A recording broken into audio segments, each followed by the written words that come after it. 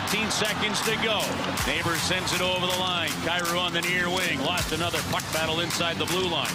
And it's out to the neutral zone. Schenn has it with 3 seconds to go. And the Winnipeg Jets will hand the Blues their third defeat of the year and beat the Blues 3-2 here at Enterprise Center tonight. Let's get nasty on a Wednesday. It's a Fast Lane on 101 ESPN. Andrew Marsh, Carey Davis, I'm Anthony Stalter, no Jamie Rivers. Jamie is traveling today with the Blues. They get ready to take on Craig Berube's Toronto Maple Leafs tomorrow night, with the pregame starting right here on 101 ESPN at 5 o'clock. So no Jamie today to break down this loss to the Winnipeg Jets. Good news, you got a lead last night. Bad news, you couldn't hold on to it. Even worse news, you lost Robert Thomas for the foreseeable future. He's got a broken ankle. And you lose to the Jets again, Carey. That's now 10 of the last 11 meetings with Winnipeg has gone to the Jets. Well, next time's another opportunity. I don't like your attitude today. No, my attitude is positive. I'm looking forward to the next time. Can't do anything about this one. Got to move forward. We still got to talk about it, though. Yeah, okay. Yeah. What do they do now with Robert Thomas out? You already were thin in the center position. You got Booch playing there, which he should be on the wing somewhere. And now, who goes up to that top line? And how does this shift from, what are you going to do? I think everybody moves up. I think Booch moves up to the top line. Then you've got, Schenn moving up to 2. Sonny Sundqvist was activated, so Sundqvist can man one of those lines, and you got Foxa. That's the only thing I think you could do here with Robert Thomas being out. I definitely want to know and we'll have Jeremy Rutherford on at 2:30, what his thoughts are. And I'm sure a lot of people are asking the same thing about Dalibor Dvorsky. Maybe we'll see him anytime soon. Who knows? But be nice. I'd like to see him play at the NHL. So would I. Is he ready? Well, I think that's the bigger question. I think that was the reason why he was not here to start the season. I didn't feel like he was ready. Maybe he didn't skate well. I know I heard Jamie say that a few times. Just maybe not skating at the level that they needed him to be that centerman. I don't know what you do. I mean, this is you don't want to say it's a catastrophic loss. It's still early in the season. You lost to a good team last night. But losing one of your best players in a position that you may already be thin at, not great. Not great at all. So it's going to be interesting to see how this all plays out. I mean, I'm sure Robert Thomas is frustrated. He's no one's happy once you get injured, and it's a blow to the team. And now other guys got to step up in his place, and you're missing out on some points, some good play, both on the offensive and defensive end. So we'll see how they respond to this. Marsh, you said it, but I am interested in asking JR what his thoughts are on Dvorsky. I would have to imagine that they'll roll with the line combination that I had mentioned, where they move Booch up, Schenn up, Sundqvist probably in the fourth line, and then Foxa there is in the third line. So that's probably what they roll with. But if they need a spark, maybe you see Dvorsky come up at some point and he gets a cup of coffee with the team. We'll see. Last night, though, I thought there was too many too many passes at all times. 2, entering the offensive zone is constantly a mess. Yes. It's clunky. The neutral zone, it's like they don't command it, and then when they try to get into the offense zone, not great. I don't know how many times, and this is rare for Hellebuck, I don't know how many times Hellebuck gave you second and third opportunities on rebound chances.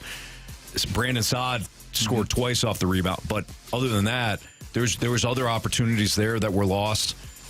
It just seems like they're tiptoeing against bigger opponents. Now, they did win against Carolina, so maybe that's not fair. But against this Winnipeg team, it really did the Jets beat the Blues last night, or the Blues beat the Blues? I thought the Blues beat the Blues last night. The Jets beat the Blues. Hey, you look at their goals, Technically, Carey, you're right. The Winnipeg Jets get the win. Like, none of the goals came right out front of the net. Like, they were all 2 from the point, and then 1 was from, the circle and went short side, top shelf on Binnington. Yeah. Like, there was no goals scored, right outside the crease. Right. And, I mean, you passed up on so many opportunities to put the puck in the back of the net, or at least get a shot on net. And we saw how the Blues scored 2 of their goals off rebounds. Yeah. Right. Throw the puck on net. You have guys out front. Yeah. Like, you had a seam 1 or 2 times. Probably more. Throw the puck on net. We have been complaining about Kyrie. I thought he shot the puck last night. He took some opportunities, and as you said, put the puck on net. It may not have been, the shots that you wanted to see, but he did shoot the puck more than I've been seeing him do. I just think sometimes when you're playing a better team, it happens. And the Blues took the 1-0 lead, and then you're feeling good, and then you're like, oh crap, oh no. Then it's 1-1. You're like, okay, got a chance. Nope, not anymore. It's real. Yeah. And then you get the side goal, and you're like, okay, maybe we can fight our way back into it. It just wasn't enough time. Wasn't enough going on for the Blues. I actually thought they played hard, but I just think they played a better team. And I think that's what it boils down to. Sometimes you can lose a game, and I think you can stomach losing a game where you play hard, but you lose to a team that is better than you at that time. Doesn't mean that they're going to continue to be better than you. Doesn't mean that they will that you won't get better throughout the entire season. But I think right now they played a better team and they lost. They had a lead, but they were unable to keep it. Yeah, last night was super frustrating because you saw elements of their game where you're like, oh yeah, like they can absolutely hang with the Jets. Yep. But then there was just times where you're like, man, what are they doing out there? Like, what are you doing? They had a power play late in that game in the third period, and this is a point where you can get back in the game. Yeah. Like, power play has not been good. And they're, granted, do it a few times.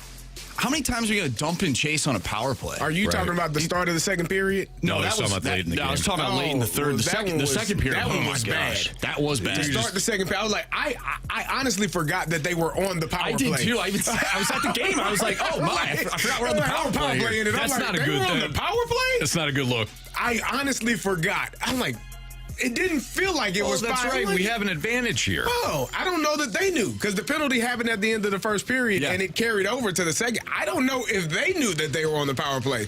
It didn't look like it. It was a frustrating game. Like that's the best word that I can use to describe it. And like I said, I thought that they had opportunities to win that game. And I don't think the Jets, like, they didn't do anything spectacular to win the game. They just played a very sound game, and that's what great teams do. They don't have, like, we talk about the Chiefs. Yeah. Like, the Chiefs, they don't look spectacular in all of their wins, but they find ways to win. They limit the other team from scoring, essentially. Yeah. Like Droid FX was saying, he said that yesterday in the Snake Pit, shout out to the Snake Pit, by the way, Droid FX said about the Chiefs, he's like, their opponents choke.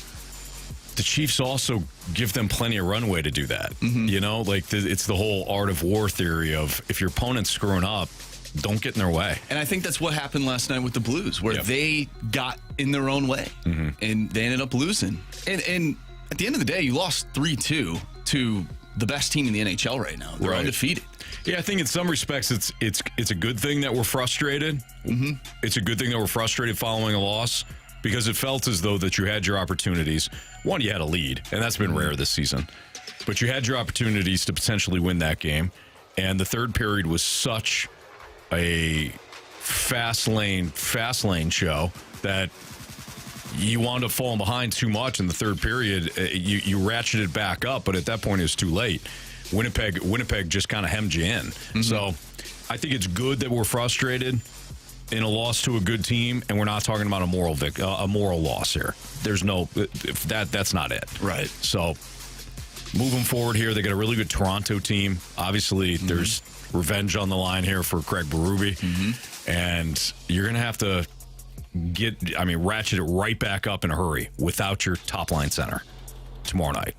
Yeah, it's going to be interesting to see what this team looks like without Robert Thomas. He's a huge part of their team. There's a reason why you gave him all that money. Yep. There's a reason why he's your top line center. All right, so we're going to do something, and if people remember the Seinfeld episode Festivus, we're going to air out our grievances. You can air out your grievances, your Blues grievances. Send us a mic drop via the 101 ESPN app. It's free to use. Just click on the mic drop, leave us one. But we're going to air out our Blues grievances throughout the course of the show today following the 3-2 loss to the Jets. Anything that you want to kind of air out. Maybe it's not just with that game. Maybe it's something, with Robert Thomas related with the injury. Maybe it's just the overall, the way the season has started thus far. You're 4-3, but it feels a little clunky thus far. Whatever you want to do when it comes to airing out your grievances, we're going to do that throughout the course of the show. Reminder, we've got Jeremy Rutherford, our Blues Insider, coming up at the bottom of this hour, so we'll talk to him at 2:30, get some more Blues discussion, and we will ask him whether or not the Blues would entertain bringing up Dalibor Dvorsky. All right, it's Fastlane on 101 ESPN. The World Series doesn't get started until Friday, but does this World Series transcend money and geography? Because you got a lot of money on both sides, and you've got the geography aspect of it. But if you throw that aside, does this World Series shape up to be one of the best? That's next on 101 ESPN.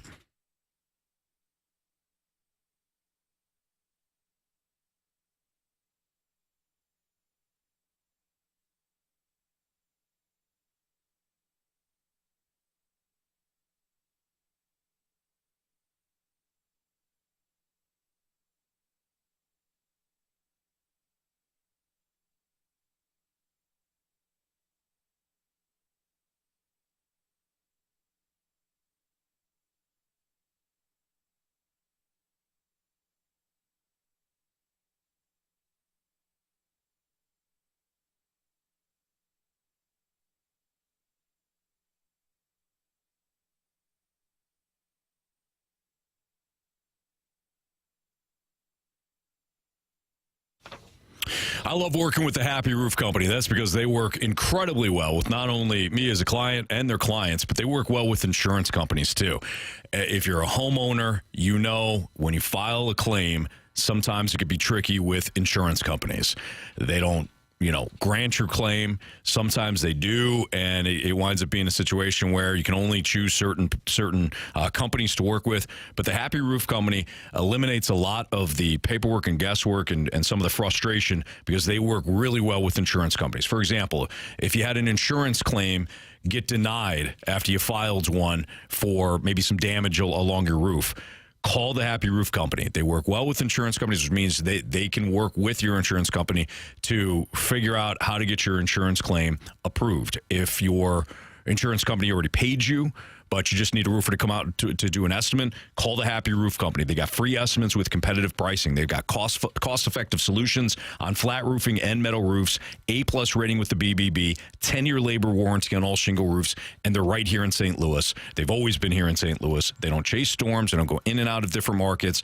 100% of their market is in St. Louis and the surrounding areas. So the work will be guaranteed and the warranty will be solid throughout the course of that 10-year span. Over 50 years combined experience in roofing, siding, and gutters. If you got a problem right now with your roof, call them 314-665-3001 because they'll have somebody to look at your issue within 24 hours. You can also check them out online, thehappyroof.com. Tell them Stalter sent you. It's the Happy Roof Company.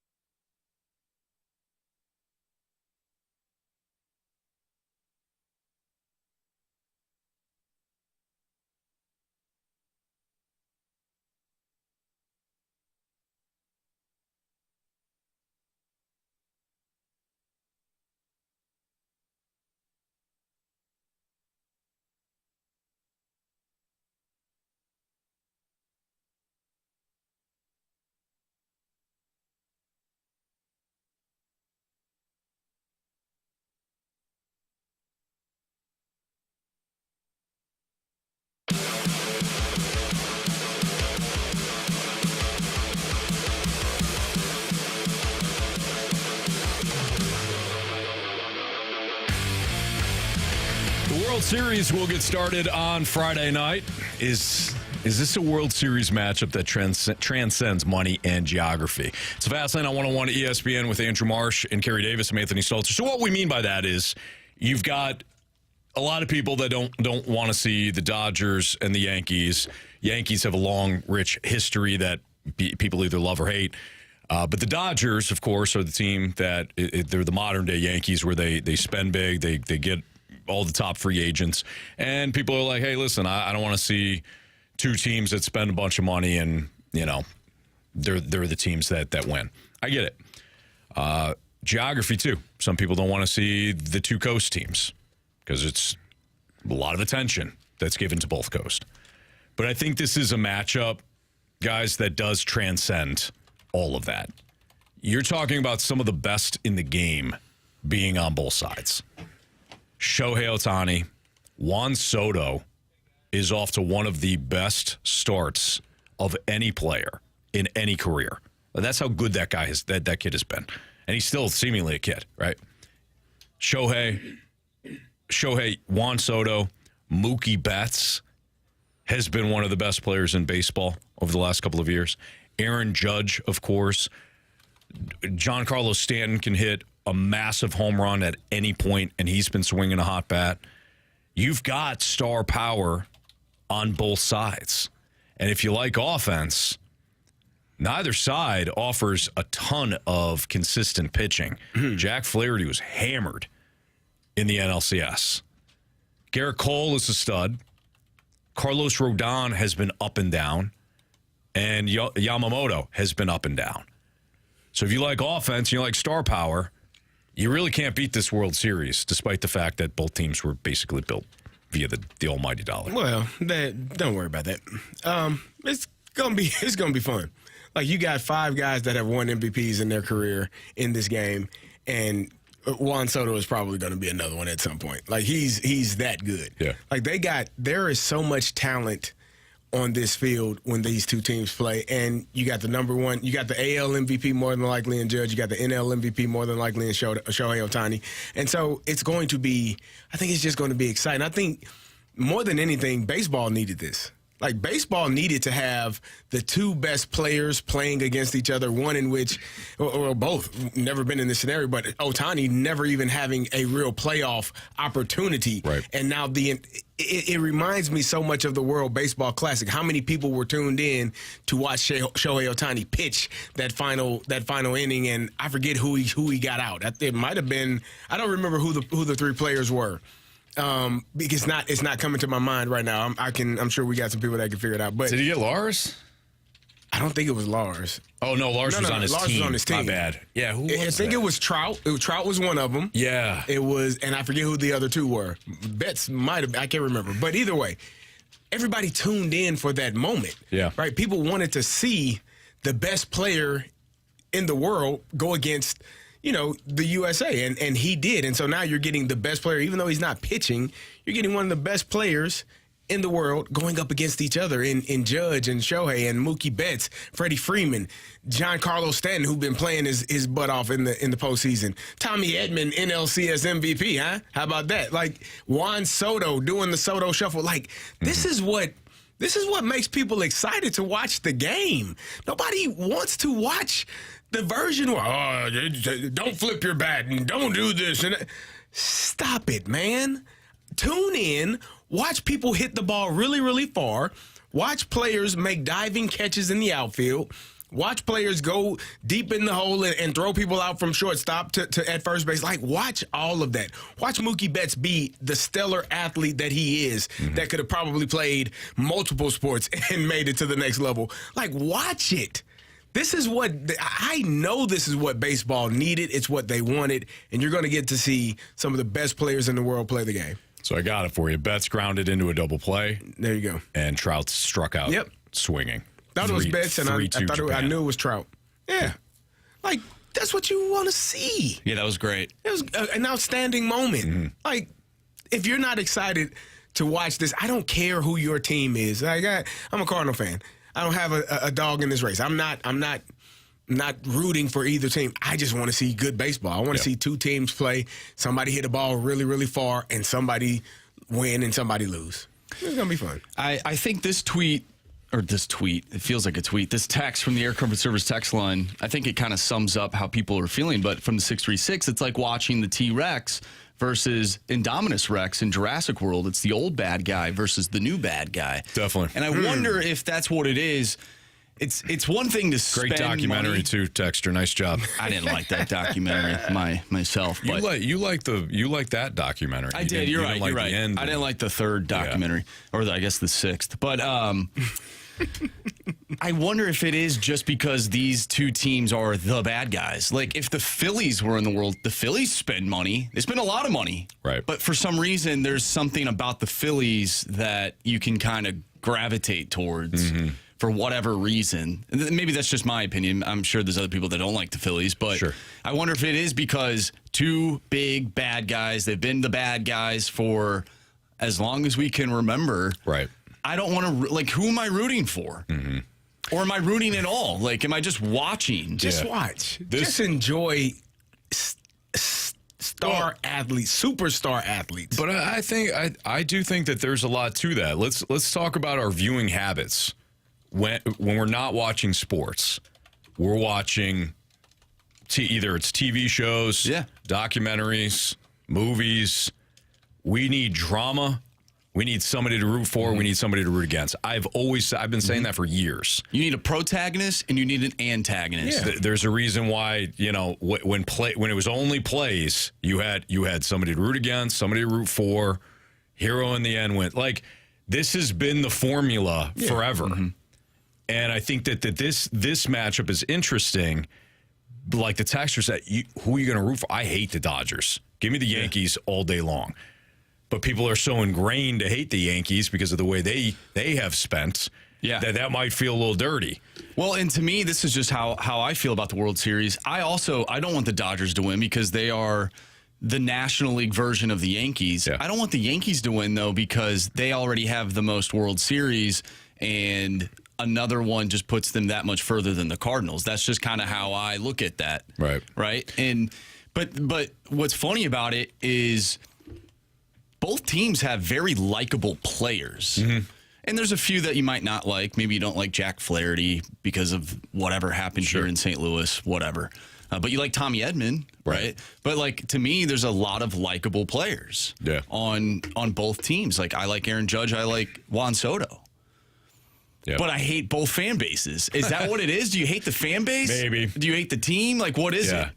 See, for me, one, I've always hated the Dodgers. But two, I would love to see them crash and burn and do all of that in the offseason and still fall short. I love the fact that there still might be a missing ingredient for the Dodgers, despite the fact that they continue to just shop top end all the time. They go into the market, they shop top end, and they still wind up losing. I think there's a lot to that. I think that's kind of fun. But a year ago, we had the Astros and Diamondbacks, and nobody gave a fast lane. So it can't just be the little guy. This is now a clash of, the two big dogs, and it's almost forcing you to choose a side or not watch. And if you don't watch, you're gonna miss probably a great World Series. Yeah, to me, it reminds me of Breaking Bad, right? Walter White was actually a horrible person.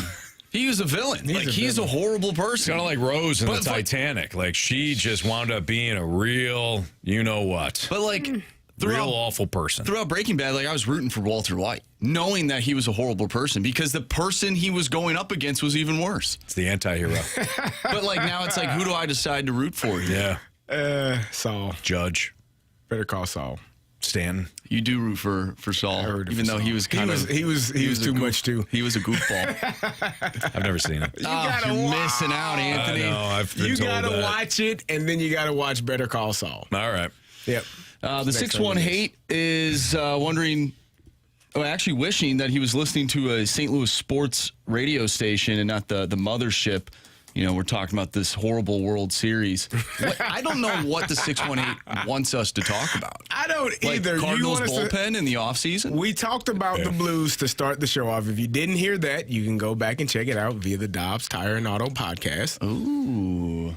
And we will talk more Blues later. We probably will have some more Cardinals. But it's the freaking World Series, man, with some of the best players in the world playing. Probably two of the most iconic franchises going up against each other. East Coast, West Coast. You got 5 MVP. What are you complaining about, man? Stop it. Be better. Choose today. Look at me. Choose today to be better, to feel better, to smile, to be happy. Don't be angry. Choose happiness today. Make a decision today to choose happiness over anger and rage. Okay? Thank you. Let's try, man. Carey Davis. All right, let's go local. Jeremy Rutherford will join us next. Talk about the Blues here on 101 ESPN.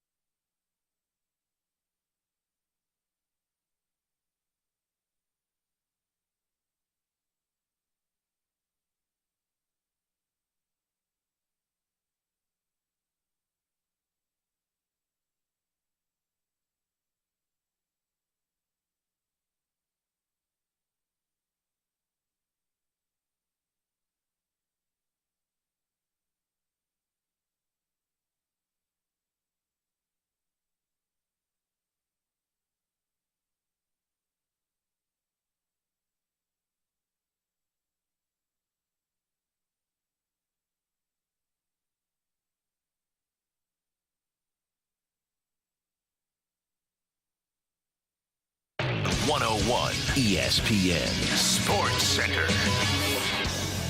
I'm Andrew Marsh. It's time for a Sports Center update driven by Johnny Londoff Chevrolet and Johnny Londoff Autoplex. The Blues lost to the Winnipeg Jets last night. Final score 3-2. Unfortunately, Robert Thomas has a fractured ankle and will be reevaluated in 6 weeks. We'll talk about that with our Blues insider from The Athletic, Jeremy Rutherford. We'll talk with him next right here in the Fast Lane. And he's heading up to Toronto as the Blues will take on the Maple Leafs tomorrow. Pregame starts at 5. Puck drop is at 6. And, of course, you can listen to that right here on 101 ESPN. I'm Andrew Marsh, and the Sports Center update is driven by Johnny Londoff Chevrolet and Johnny Londoff Autoplex. See them at Londoff.com. Chevy, together we drive. Are you kidding me?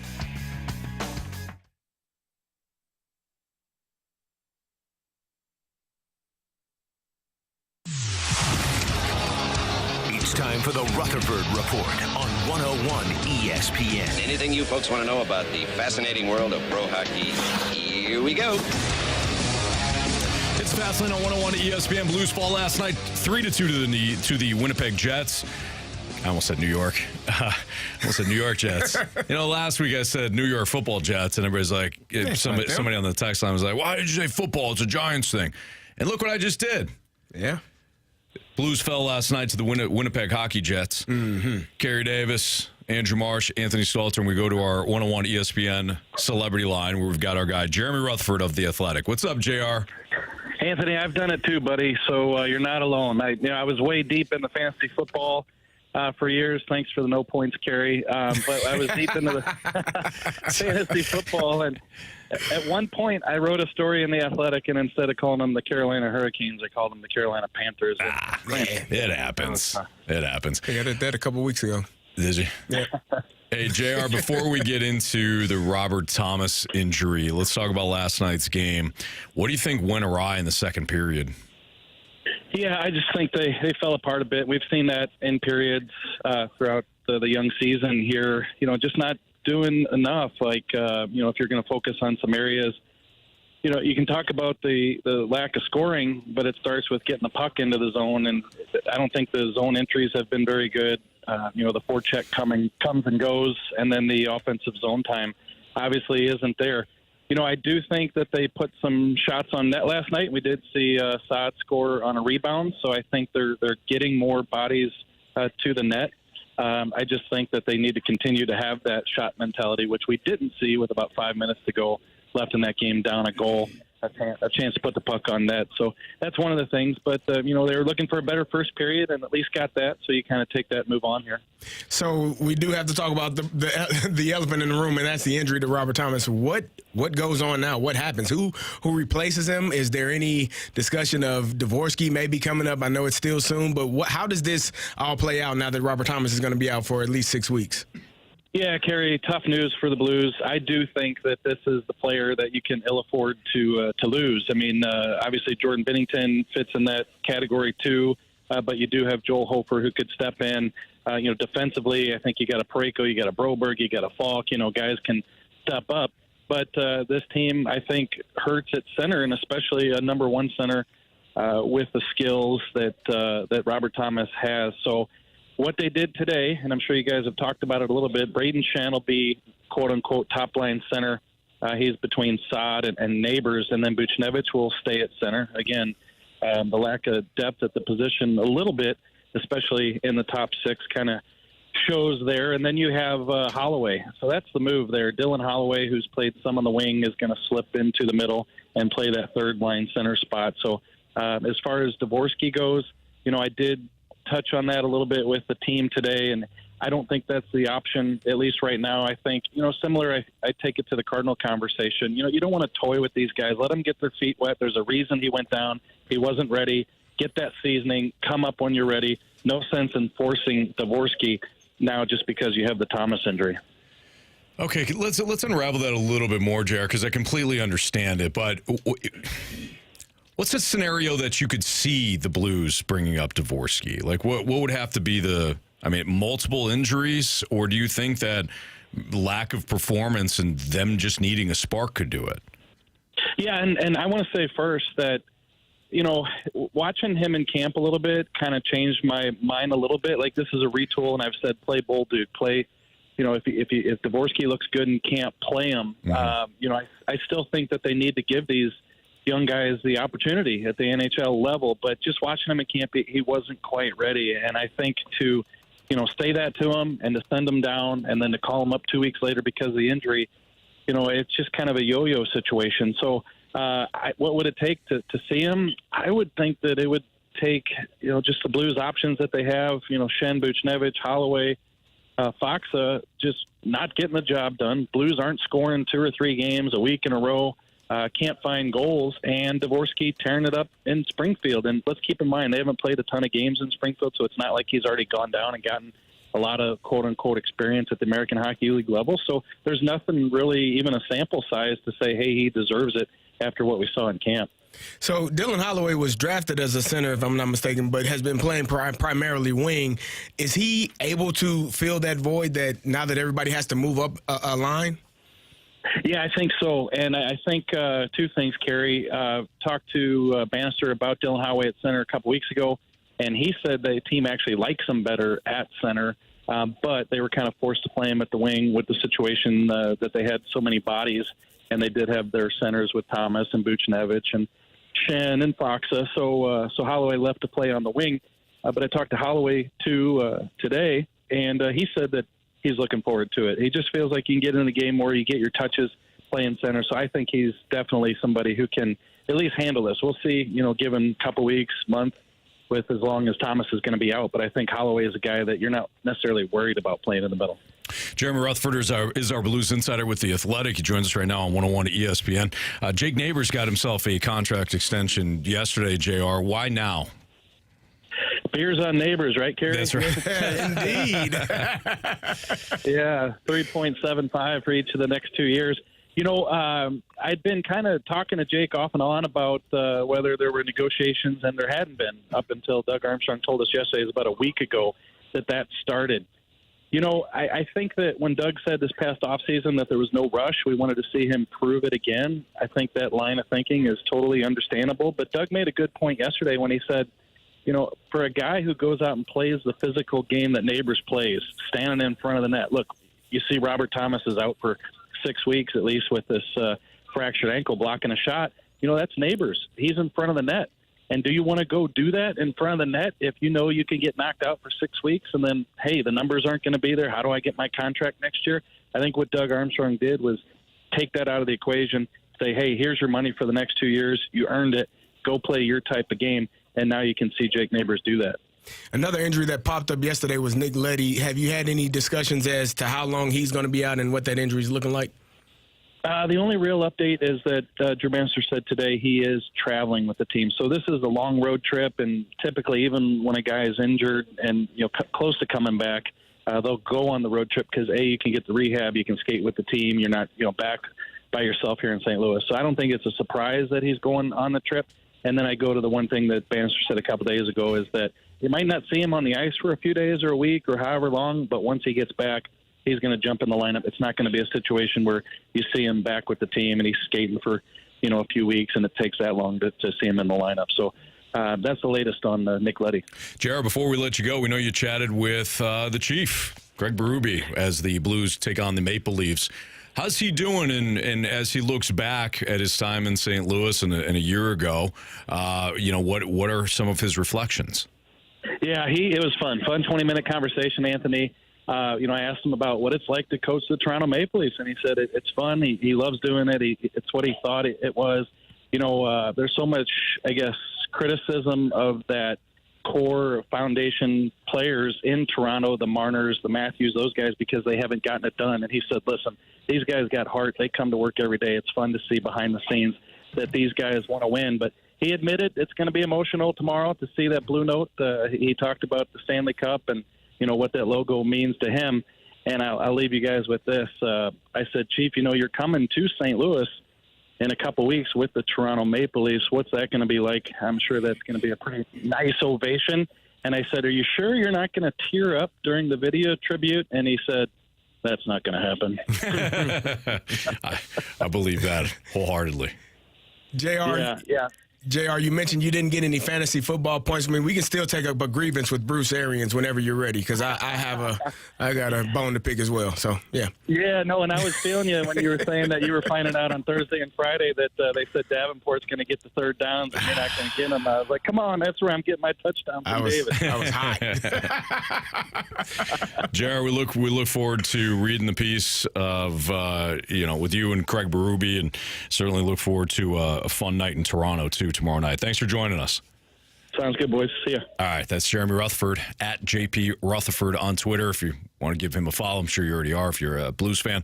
And Jared does great work with The Athletic, and I'm interested to see kind of the reflections that Chief has now that he's the head coach of the Toronto Maple Leafs and no longer with the Blues. Yeah, time away. I'm sure when it first happened, there's a level of anger, frustration, disappointment, maybe rage, like all of the things that come with loss or losing a job or being moved on from. And you get time to kind of think back about the good times and the moments that you did have. It will be a very interesting piece to see how he sees it now versus, when he was here. Because sometimes when you're in the middle of it, you don't always appreciate all of the things that come with it until you have time to step away, be removed, and look back and say, you know what, that was pretty cool. I had a good experience there. So it'll be interesting to see it. That's Carey Davis. I'm Anthony Stalter. It's a Fast Lane on 101 ESPN. And Andrew Marsh is What's Trending next.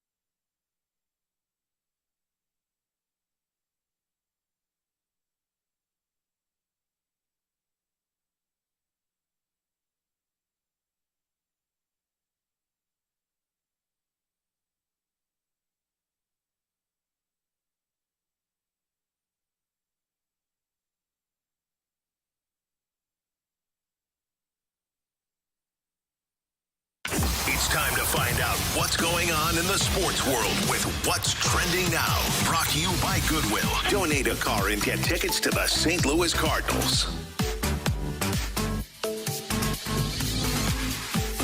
Welcome back to the Fast Lane here on 101 ESPN with Anthony Stalter and Carey Davis. I'm Andrew Marsh, and it's time for What's Trending. Gentlemen, the 6-1 hate said that he doesn't care about the World Series. We shouldn't even be talking about the World Series, right? Carey, you think it's a big deal? I do. I think it's a big deal. Anthony, you think it's a big deal? Yeah. So does the country of Japan. I saw this on Baseball Doesn't Exist, which is a YouTube podcast. And then I had to make sure that this was a real thing that I'm about to bring up.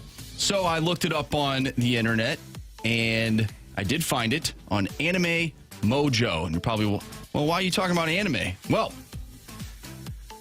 Japan is postponing the season premiere of One Piece. And for all of the nerds out there that know what that is, this is a huge deal. They are postponing the season premiere of One Piece so they can show the World Series in Japan. One Piece is like one of the biggest anime shows ever. Yeah. And they're delaying the season premiere. They don't want the fan base split For the World They Series. want people watching one of the best players in ever, Bob, in Shohei Ohtani.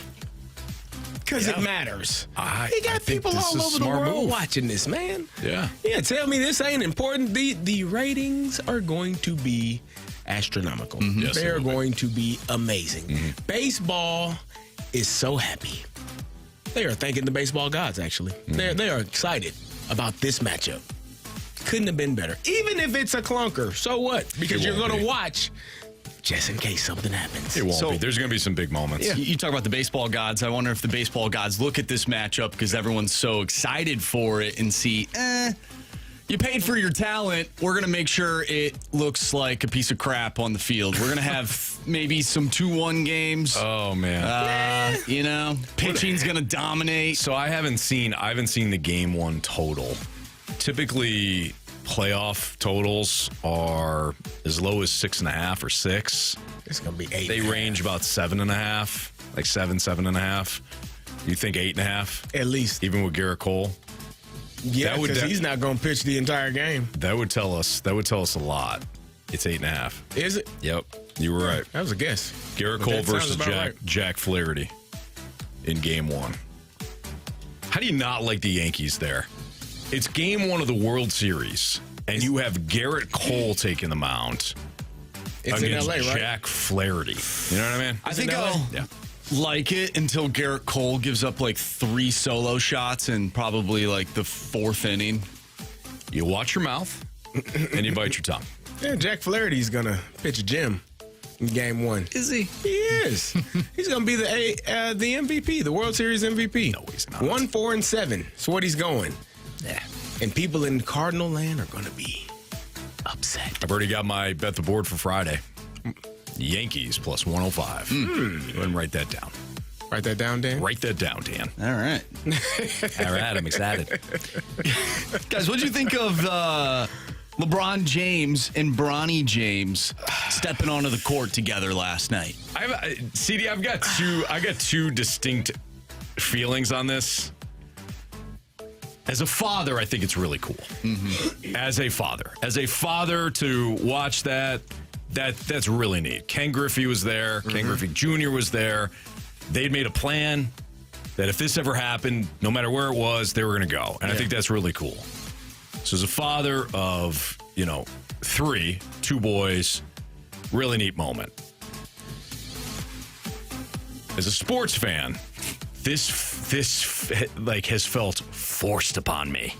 You know what I mean? Yeah. This has felt forced. Like Bronny James was not a player that should have been drafted. He was drafted because LeBron is his dad. Bottom line. And there are things with LeBron that have always felt manufactured. And you didn't have that with the legends of the NBA. You didn't have that with Jordan. You didn't have that with Kobe. You didn't have that with, the Larry Bird and Wilt and all that. Like, you did not have that with the legends. Yeah. But you have had that on multiple occasions now with LeBron. It has felt manufactured, non-organic, and forced. And I felt last night, I almost felt bad for the kid. Like, you shouldn't be out there. That's where. So I was texting a friend and I said, on one hand, I'm conflicted.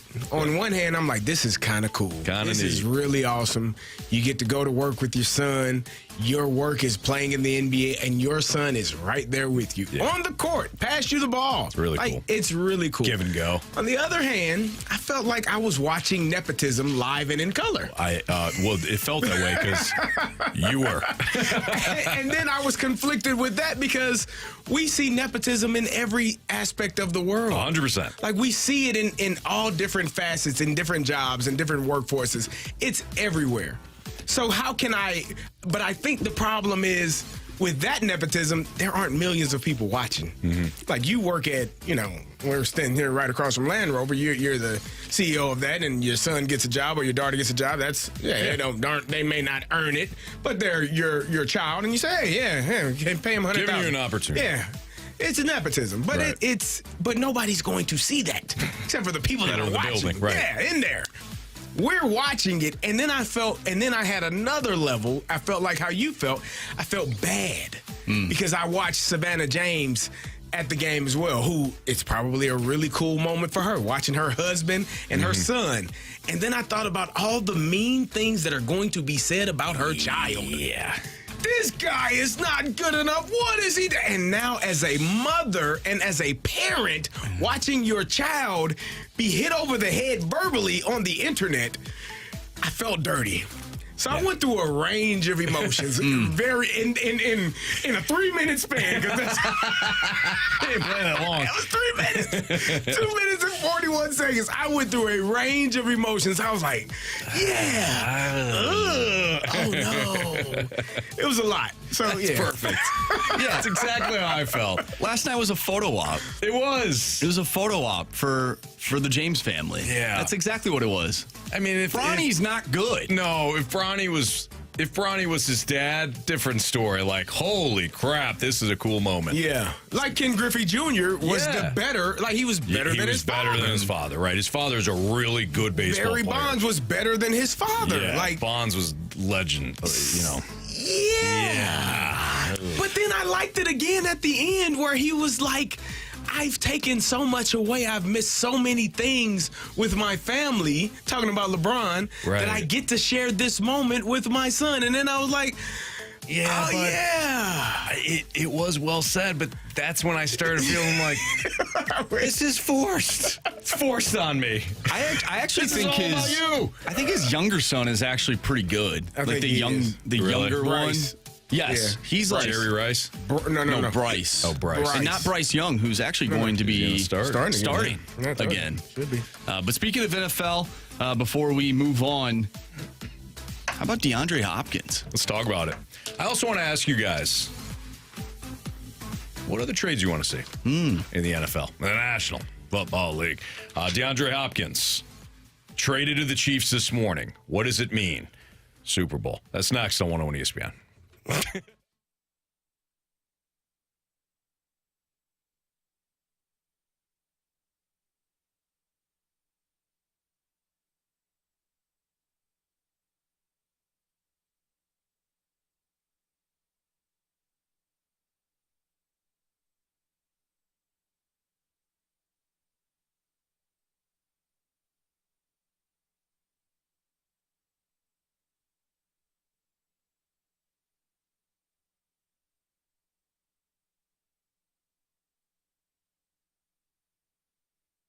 Missouri Athletic Club. Love going down to the West Clubhouse. I enjoy making it a part of my daily routine. When I go in there, work out, shower up, go to the business center, maybe chat with some of the people that I've met along the way.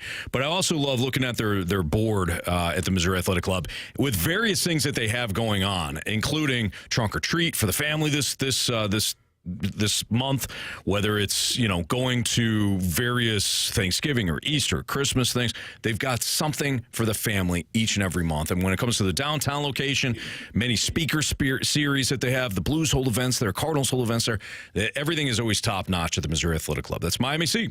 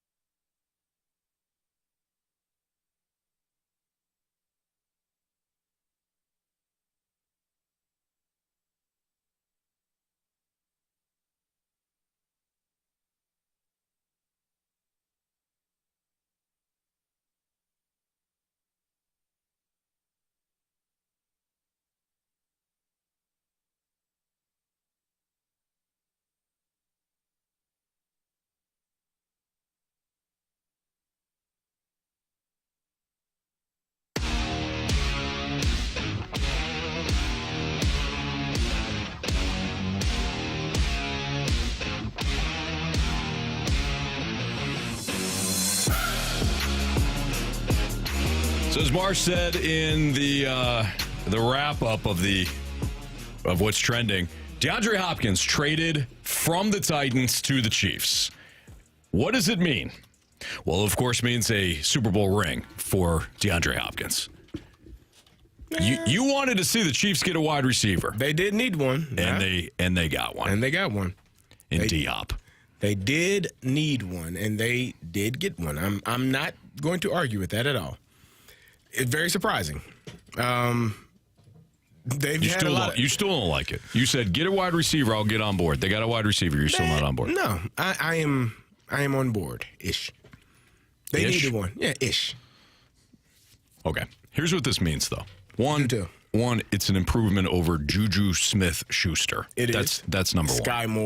Sky Moore and every version of Sky Moore that they have at tight end. Yeah. Who else do they have? They've got McCole Hardman.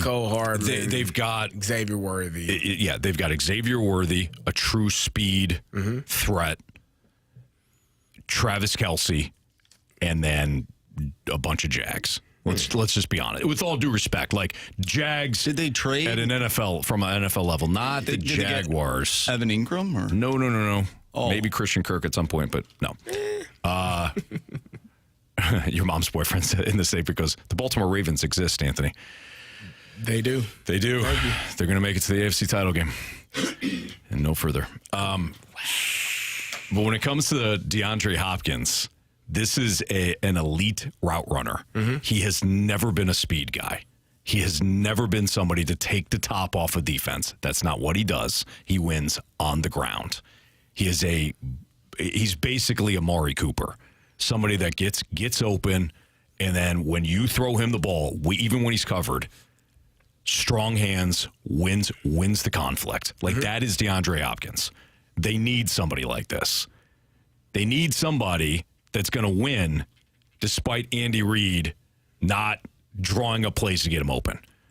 Because that's what all these other guys are. McCole Hardman needs that. Sky Moore needs that. They need guys like those guys need Andy Reid to scheme them open. DeAndre Hopkins is not that. And if this version of Travis Kelce, the one we've seen recently, continues to show up, you got more than enough. You do need Isaiah Pacheco back. Kareem Hunt's look good, but Pacheco to me is the straw that stirs that drink. Mahomes is the dude, but Pacheco keeps everybody balanced. Keeps you on your toes, keeps you on your heels for your opposing linebacker. But I really like this move for Hopkins and the Chiefs. I think it's a good move. I think they were in desperate need of a wide receiver. They've had multiple injuries this year. Like you said, Juju has got hurt. I think it was a hamstring last week. Hollywood Brown has not played yet this year. Rashee Rice is out for the year. Like they've had a lot of injuries at that position, and then they haven't had Xavier Worthy is a rookie who.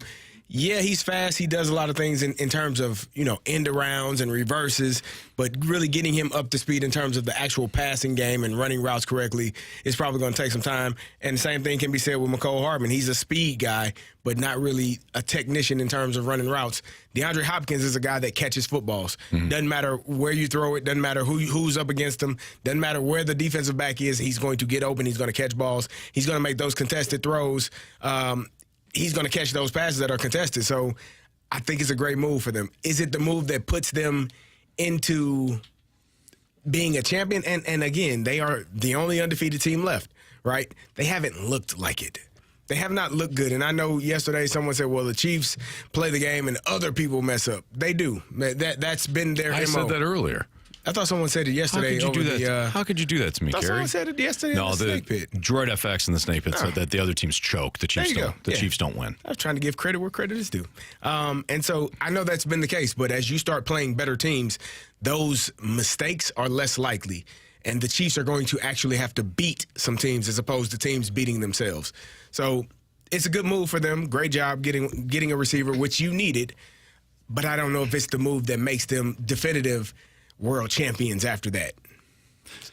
3-time. Okay. Can 3 in a row.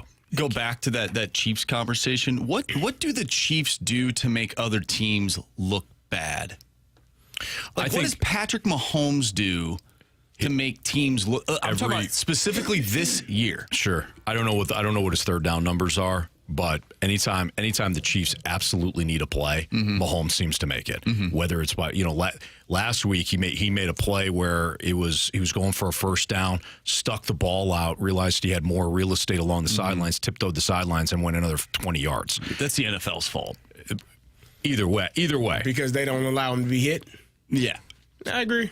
he was a runner at that point. No, if you touch him, I saw Lamar bury that guy into the sidelines. If you touch him, you're going to jail. Not fined. I saw not kicked Lamar out of the get game. ear-holed. That's Lamar. There are different rules for different quarterbacks. A running quarterback, they let people tee off on him. Josh Allen, he can get teed off on. Like guys that run the ball, quarterback designed runs, the refs don't give a damn. Patrick Mahomes gets hit on that sideline, go straight to jail. Do not collect $200. Time out. Fat pass, go. Time out. Go to jail. Against the Bengals, completely agree with you. Against everybody else, completely agree with you. A lot of people in the snake pit giving me crap because of the Ravens. I love the Ravens. You should. I had the Ravens last year in the Super Bowl. What'd they do? They lost. What'd they do? They didn't pooped run. their They pants. didn't They have. pooped their pants. Thank you. They didn't have Derrick Henry to run the ball. Their defense is Leading worse rusher. this year. Newsflash for everybody fall in love with the Ravens again. I know they've got Derrick Henry. Their defense stinks. not good. Hey, You can throw the ball on this defense. if you score 5 touchdowns passing, You won't score 5 what difference touchdowns. does it make? Okay, you just did it against a dumpster fire that is the Tampa Bay Buccaneers defense. Oh, the Buccaneers are a dumpster fire against now? the Ravens. Wow. Yeah. They're going to win this weekend, though. Jamie, I wish you were here. That Tampa Bay defense that has stunk, shut out this weekend. I love the Ravens. I love Lamar. Who did Tampa Bay play this weekend? You know who they play this weekend? Yeah, I want you to tell me. Falcons. You are terrible. Hey, Buccaneers 20, Falcons nothing. You are terrible. Bucky Irving and Rashad White are going to go banana sandwich all over that Falcons my defense. goodness. Yeah, you should All be over it. ashamed. Banana sandwich. But, come on, guys. I love the Ravens. They don't play defense this year. They have not played defense. They got to figure some things out defensively. Getting to the quarterback, you can start there. That'd be nice. Playing better in the secondary. And I think for whatever reason, when they have a lead, they take the foot off the gas defensively, and they allow teams to get back into the game. They change up what they're doing. I don't know if they're going more, not necessarily a prevent defense, but just allowing people to gain yards and keep things in front of them instead of staying and sticking to what they do well, because you don't want to get beat deep and give a team a score quickly. You'd rather have them take time, but it's becoming an issue week in and week out when they and that was an issue last year. They had the same issue in terms of having leads and not being able to keep the lead. The Ravens? Yes. Their defense. They've had it for a few years now. Their defense was way better a year ago. But they also gave up a lot of leads after they were winning. I think I can't remember, I think it was the Miami game that was one of them. I think it was another one earlier in the season where they had the lead and they ended up losing the game. The Indianapolis Colts was another one where they lost. It was like all the field goals that were being kicked in that game. Like there was a lot of. That was the game in which the Colts kicker kicked like 55. Yeah. He had like 5 55-yarders. But I believe the Ravens were up also in that game. So, it's they got some issues in terms of how to finish games. Are they a team that needs some defensive help? We talk about trades, and obviously when you think trades, you want to focus in on the offensive side of things because it's a little bit more sexy. Right. Are they a team that needs help defensively, or is that an internal thing? Yeah. No, I think the Ravens. I think the Ravens could use secondary help. Go get Max Crosby. Everybody could use Max Crosby. Like the Lions could use Max Crosby. Yeah, they're fine. Myles Garrett. The Myles Garrett. I mean, whether it's Garrett or Max Crosby, how many teams could use one of those guys? I mean, the Lions, the Ravens, my Falcons. Anybody could use two great players, elite pass rushers. I'd give up a first-round pick for one of those dudes easily. Like, if we're going to give up second-round picks for wide receivers, I'll gladly give up a first-round pick for Max Crosby.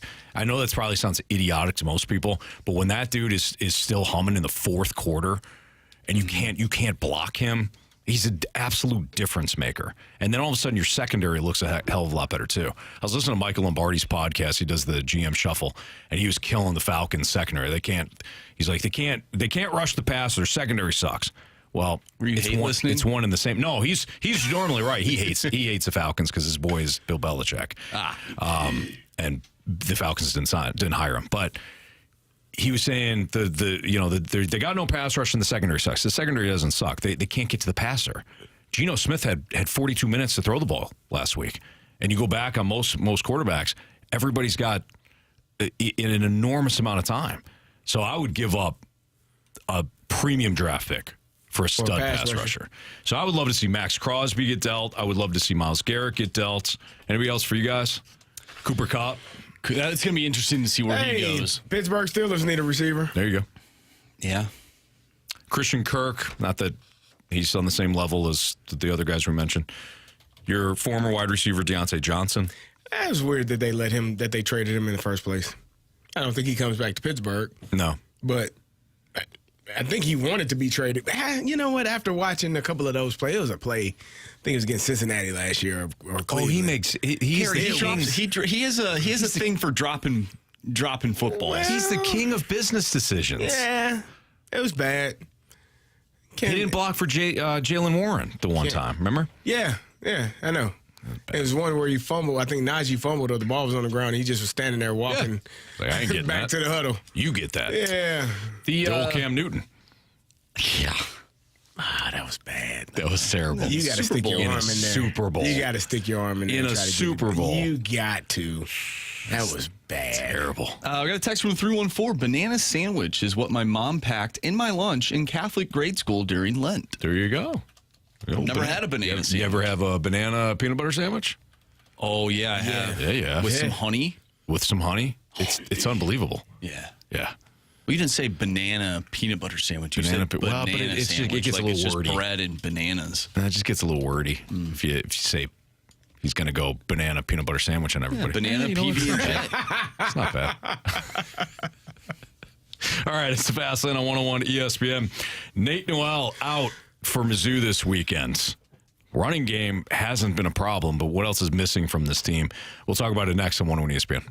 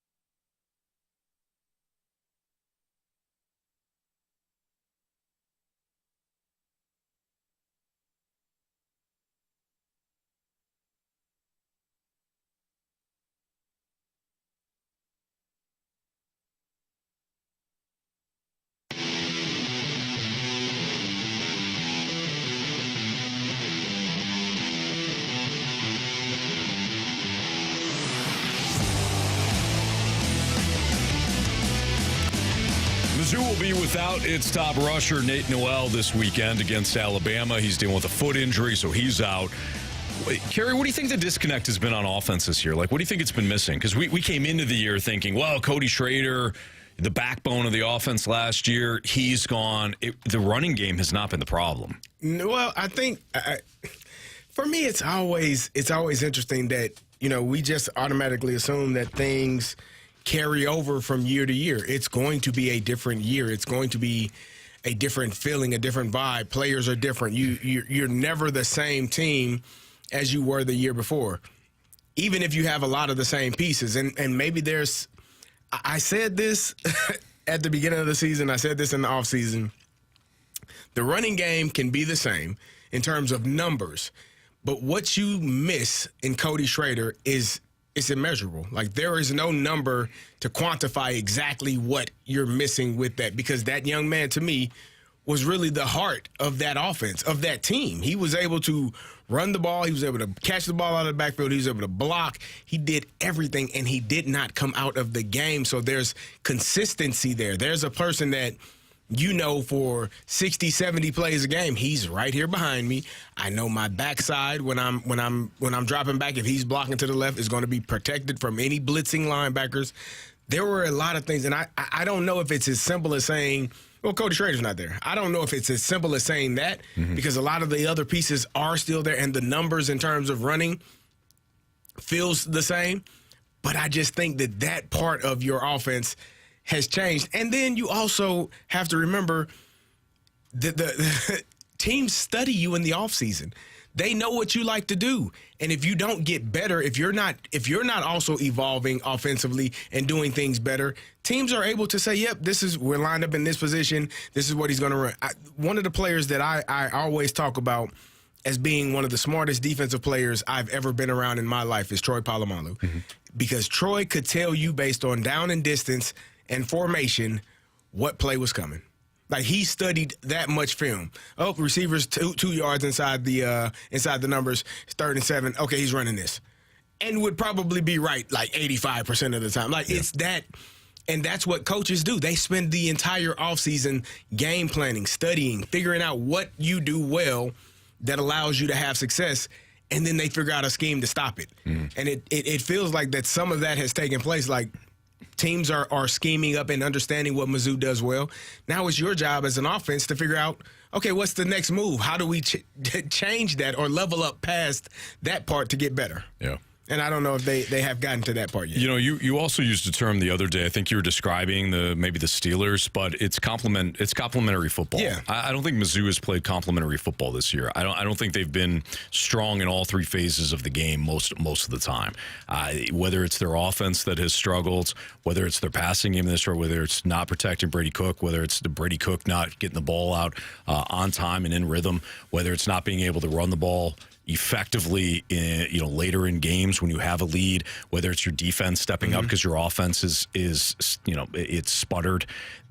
There's nothing complimentary about the way that Mizzou is playing this season. I felt that way a year ago. Yeah. Like a year ago, I bring up the Kentucky game a lot because you lose to LSU at home, first loss, and then you found yourself down double digits almost immediately on the road in Lexington against an opponent that had really played you well in previous years. Yeah.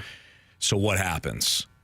The defense steps up, causes some turnovers, gets some interceptions. I think one was a pick 6 even. And all of a sudden the offense starts to get into rhythm. It's complementary football, right? All 3 phases start to work at the same time. I feel like everything's been kind of disconnected. Mizzou has found ways to win. I don't think the running game has been the problem. I don't think it's been a problem at all. I don't think the passing game has necessarily been the problem. I don't think necessarily the defense has been the problem. But at certain points during a game, they've all been an issue. Yeah. And I've talked a lot about Mizzou not feeling like they're improving at all. There hasn't been a lot of, hey, this team has improved each and every week. And there's big plays, that have been left on the fields, whether it's offense or defense. Last week, again, you had the secondary giving up a big play because your safeties aren't staying back. Yeah. I mean, it has felt disconnected all season long, despite the wins. Yeah, it's just, again, that you can't automatically assume. And in fairness, I was one of the people that said if Mizzou loses 3 games, it's a bad year. If they lose 2 games, it's a bad year. Like this team, I don't know, they played 12 games, should have been 11-1, 12-0. Like that was the standard that was set after last year's season. You had a great year. You played outstanding all season long. You came into this year. What were they ranked? They were ranked in the top 10 when they came in, number 9 or number 11. I can't remember if they were 9 or 11. Yeah, they were 11. Right outside of the top 10. Yeah. And if you're ranked that high to begin the season, everything in front of you, you could potentially be a top 5 team, a top 3 team, a number 1 team if you win. Yeah. And it just hasn't looked good for whatever reason. The disconnect weekly has been. I can't explain it. I don't know what it is. Now you got a good challenge against Alabama this week. Right, you got an opportunity. Alabama is not your grandfather's Alabama, not your father's Alabama, not my Alabama that I've been watching for the last 15 years. They have changed a little bit. They are not as disciplined. They are still as talented, but the discipline has seemed to be lacking in Alabama, and maybe some of the grit and toughness to a degree, not the on the field toughness, but the mental toughness. So you have an opportunity to go to Alabama and pick up a huge win. Mm-hmm. Like that's going to be a huge win if you were able to do that and put you back in the conversation for the college football playoff. If you lose, you're probably done. You're out of the top 25 more than likely because right now you're at 21.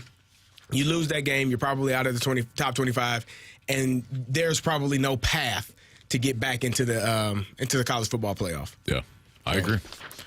This is a big litmus test for Mizzou this weekend. They're not only facing Alabama, they're facing a desperate Alabama team now that has got to run the table after losing 2 games now. All right, it's Fastlane on 101 at ESPN. Let's do Are You Sold next. So if you got an Are You Sold statement, 314-399-9646 is the Air Comfort Service text line. We didn't do this yesterday, so let's get to that.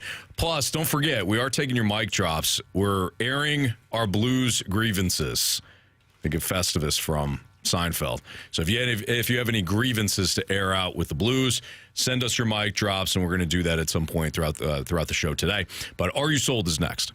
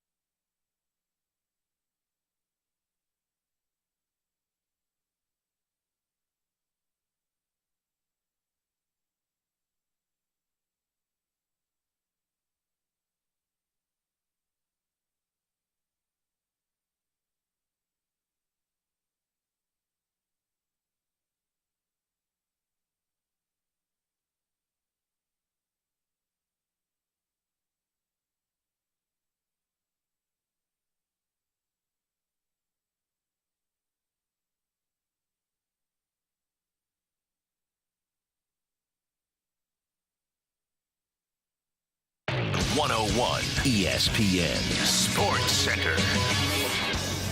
I'm Andrew Marsh. It's time for a Sports Center update brought to you by Saliga Heating and Cooling. The Blues lose to the Jets last night by a final score of 3-2. They also lose Robert Thomas. He has a fractured ankle and will be reevaluated in 6 weeks. We talked earlier today with our Blues insider from The Athletic, Jeremy Rutherford. If you missed that interview, make sure you go to 101ESPN.com or check out the free 101 mobile app. Just head to the podcast page. You'll find all of our interviews and full shows there. And it's all brought to you by Dobbs Tire and Auto Centers. Coming up next, we have Are You Sold? So if you have an Are You Sold statement you want to send our way, do so using the Air Comfort Service text line 314-399-9646. We'll do Are You Sold coming up next. I'm Andrew Marsh, and the Sports Center update is brought to you by Saliga Heating and Cooling, an independent American Standard heating and air conditioning dealer.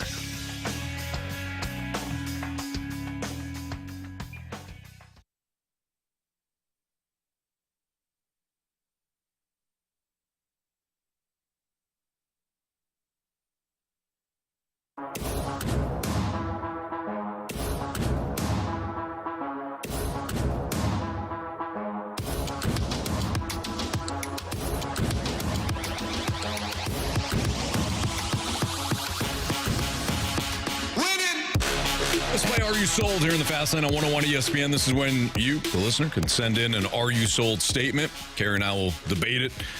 You can do that via the Air Comfort Service text line 314-399-9646 or via the Snake Pit. That's our Airlines Team YouTube channel at 101 ESPN STL. All right, gentlemen, the 314 right now is in a heated conversation in the group chat. Everyone has a group chat, and sometimes you start having discussions, right? And they're discussing LeBron James and Bronny James right now. So are you sold that it's better for Bronny James to learn in the G League than to learn at the NBA level? I'm sold on that. He should be in the G League if he has aspirations of playing in the NBA, because you're not going Playing to get well in the NBA. No, playing in the NBA. He played last night.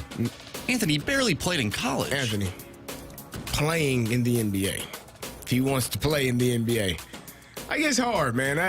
Being a professional athlete is going to be difficult. I think that there's more development because you develop not only in practice, but in actual games, right? You get opportunities to work on the things that you actually worked on in practice.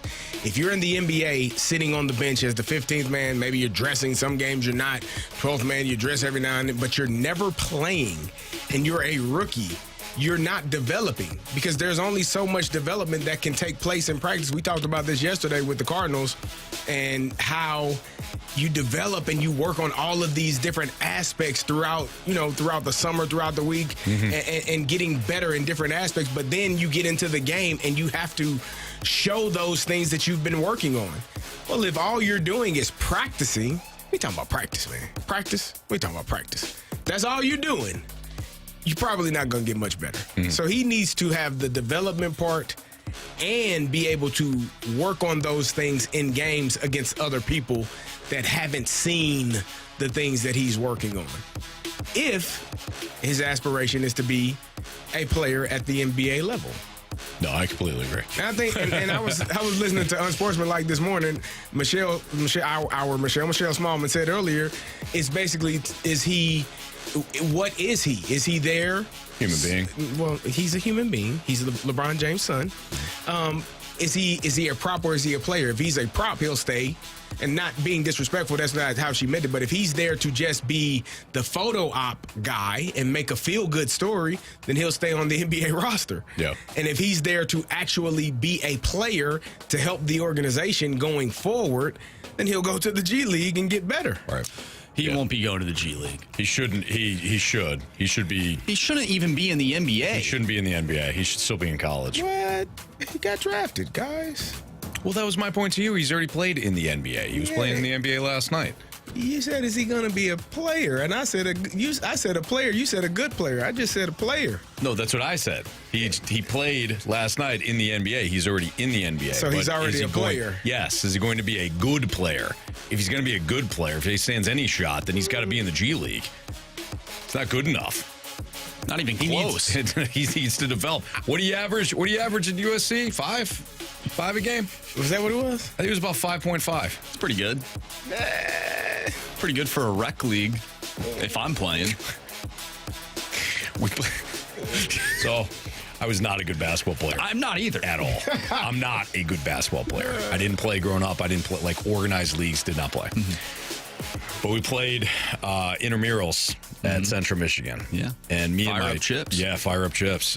Me and my white friends decided that it would be a good idea to play intramurals.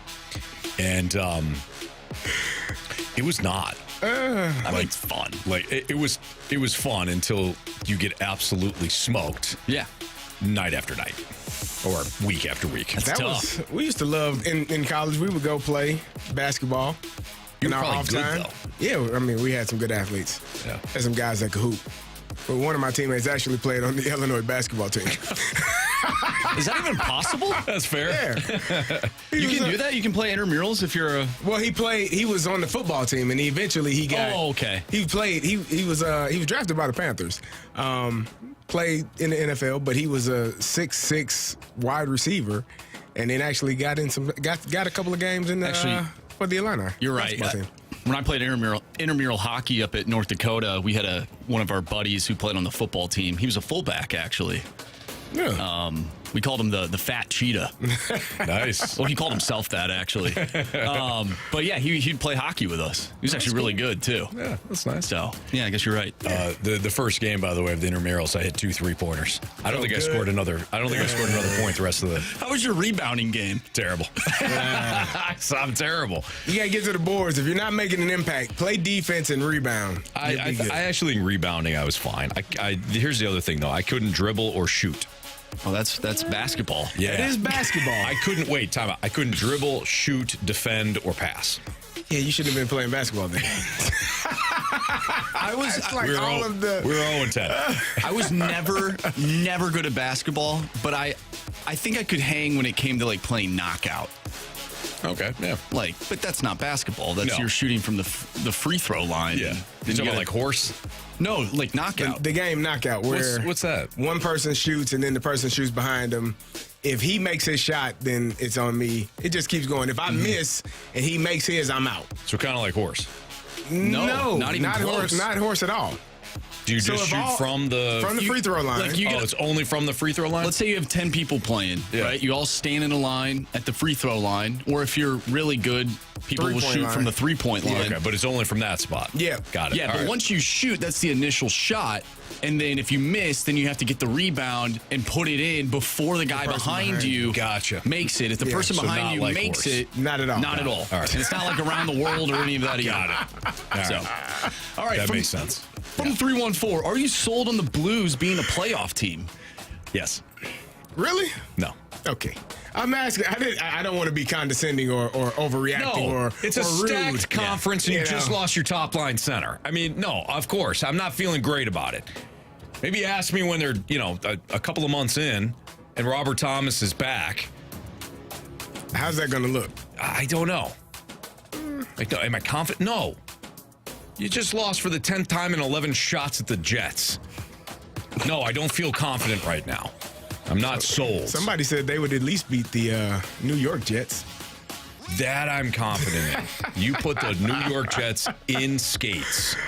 Oh, I was thinking in football. That too. Jets don't try, let's be honest. All right, let's move on to the Cardinals from 618. Are you sold that the Cards will be a top NL team in 4 years? Can I get NL back to you? team? Top NL team. Can I get back to you after 2020? 7? Like, Six. what's top? Like, what's top? Top 3, top 4? Top 4? How about make the playoffs and win your division? There you go. Then you're top 3, aren't you? Yeah. Oh, not necessarily. Kinda. Sort Well, of. win your division. Doesn't mean your yeah, record's it better. does mean you're right, yeah. Yeah, but yeah, you are. I'll say no. I'm not What? sold. 4 years? Yeah. Oh, ye of little faith. Oh, that's not good.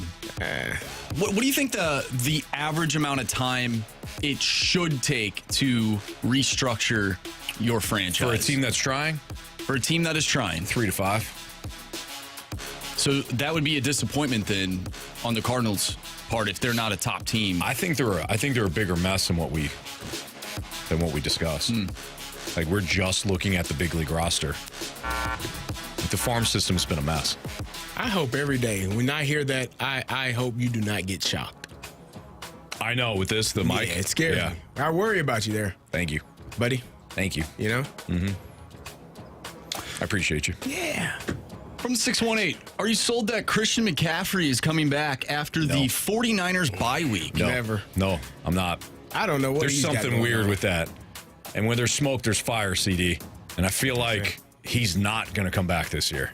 Really? Yeah. There's something. Something fishy. There's some murmurs that They said injury is really bad. It's both. I heard it's both Achilles. Either way. Not torn. You know, he's on the cover of Madden, too, right? Is he? I believe so. Wasn't he on the cover of Madden? Well, Yeah, I was supposed to say Marshy this would know. year. Yeah. What is that supposed to mean? Well, you're the Means only you one that play plays video Madden. games. That is true. I was Give it a showing you. shot. I was showing you my my uniforms. Show me your Showed us your uniform. lineup Your for the uniforms. baseball team. What did you have? Yeah, Marsh, you always I can tell tell me you my lineup right now. You always tell me stories too about like what your 6-0 comeback, your 6-1 comeback. That was the a other night. I ended up clipping that one. Full 15 minutes of that 8th inning and beyond. Jeez. It was a great comeback. So that's what I mean when I say Marshy would know. He does know. I got a pretty good lineup. I'm not gonna lie. I know you do. You view your MLB The Show lineup and franchise like I do the Little Falcons flag football. I do, absolutely. Like you're all in. I usually play like one game a night. Yeah. Like I'm an actual baseball team. Yeah. I only have one game. Right. Just one? Sometimes it's more than one, but like typically it's just one game. And like whatever time of day it is, that's the time of day that we're playing.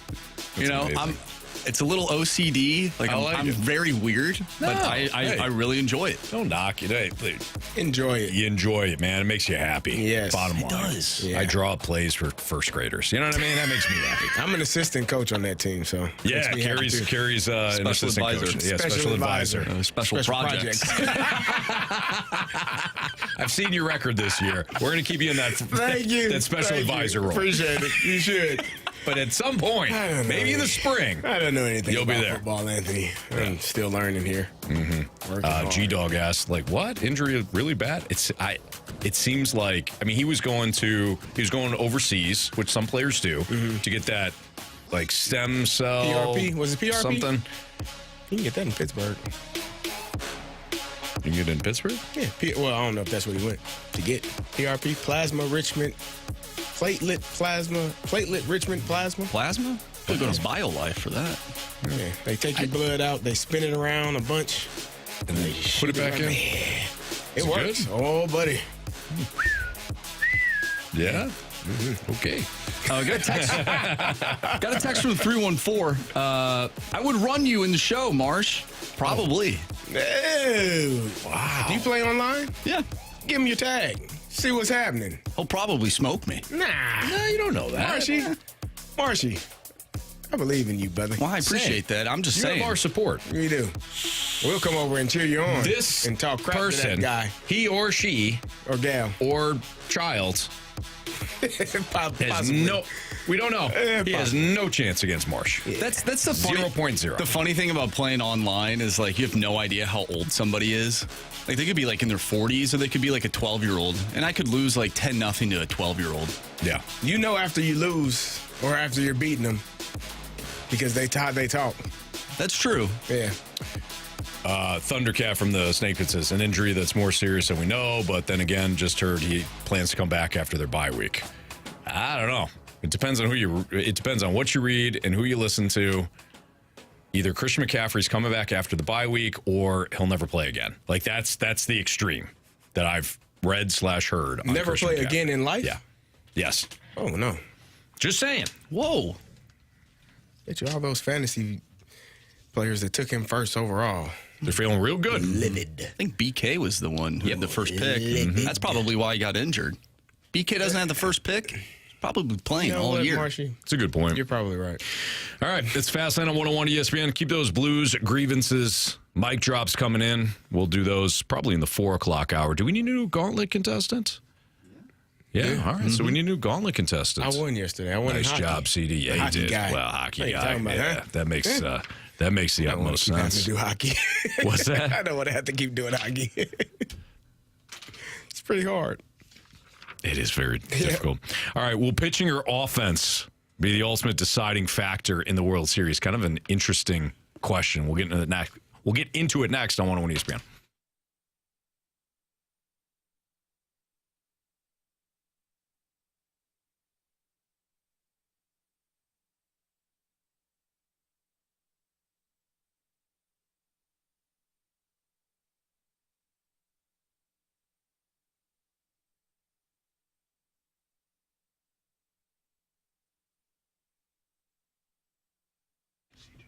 Hey, it's Carey, and if you're a contractor or you need recycling, you need to know about my good friends over at Scrap Mart Metals. They're tailor-made for your business to meet your schedule and your budget.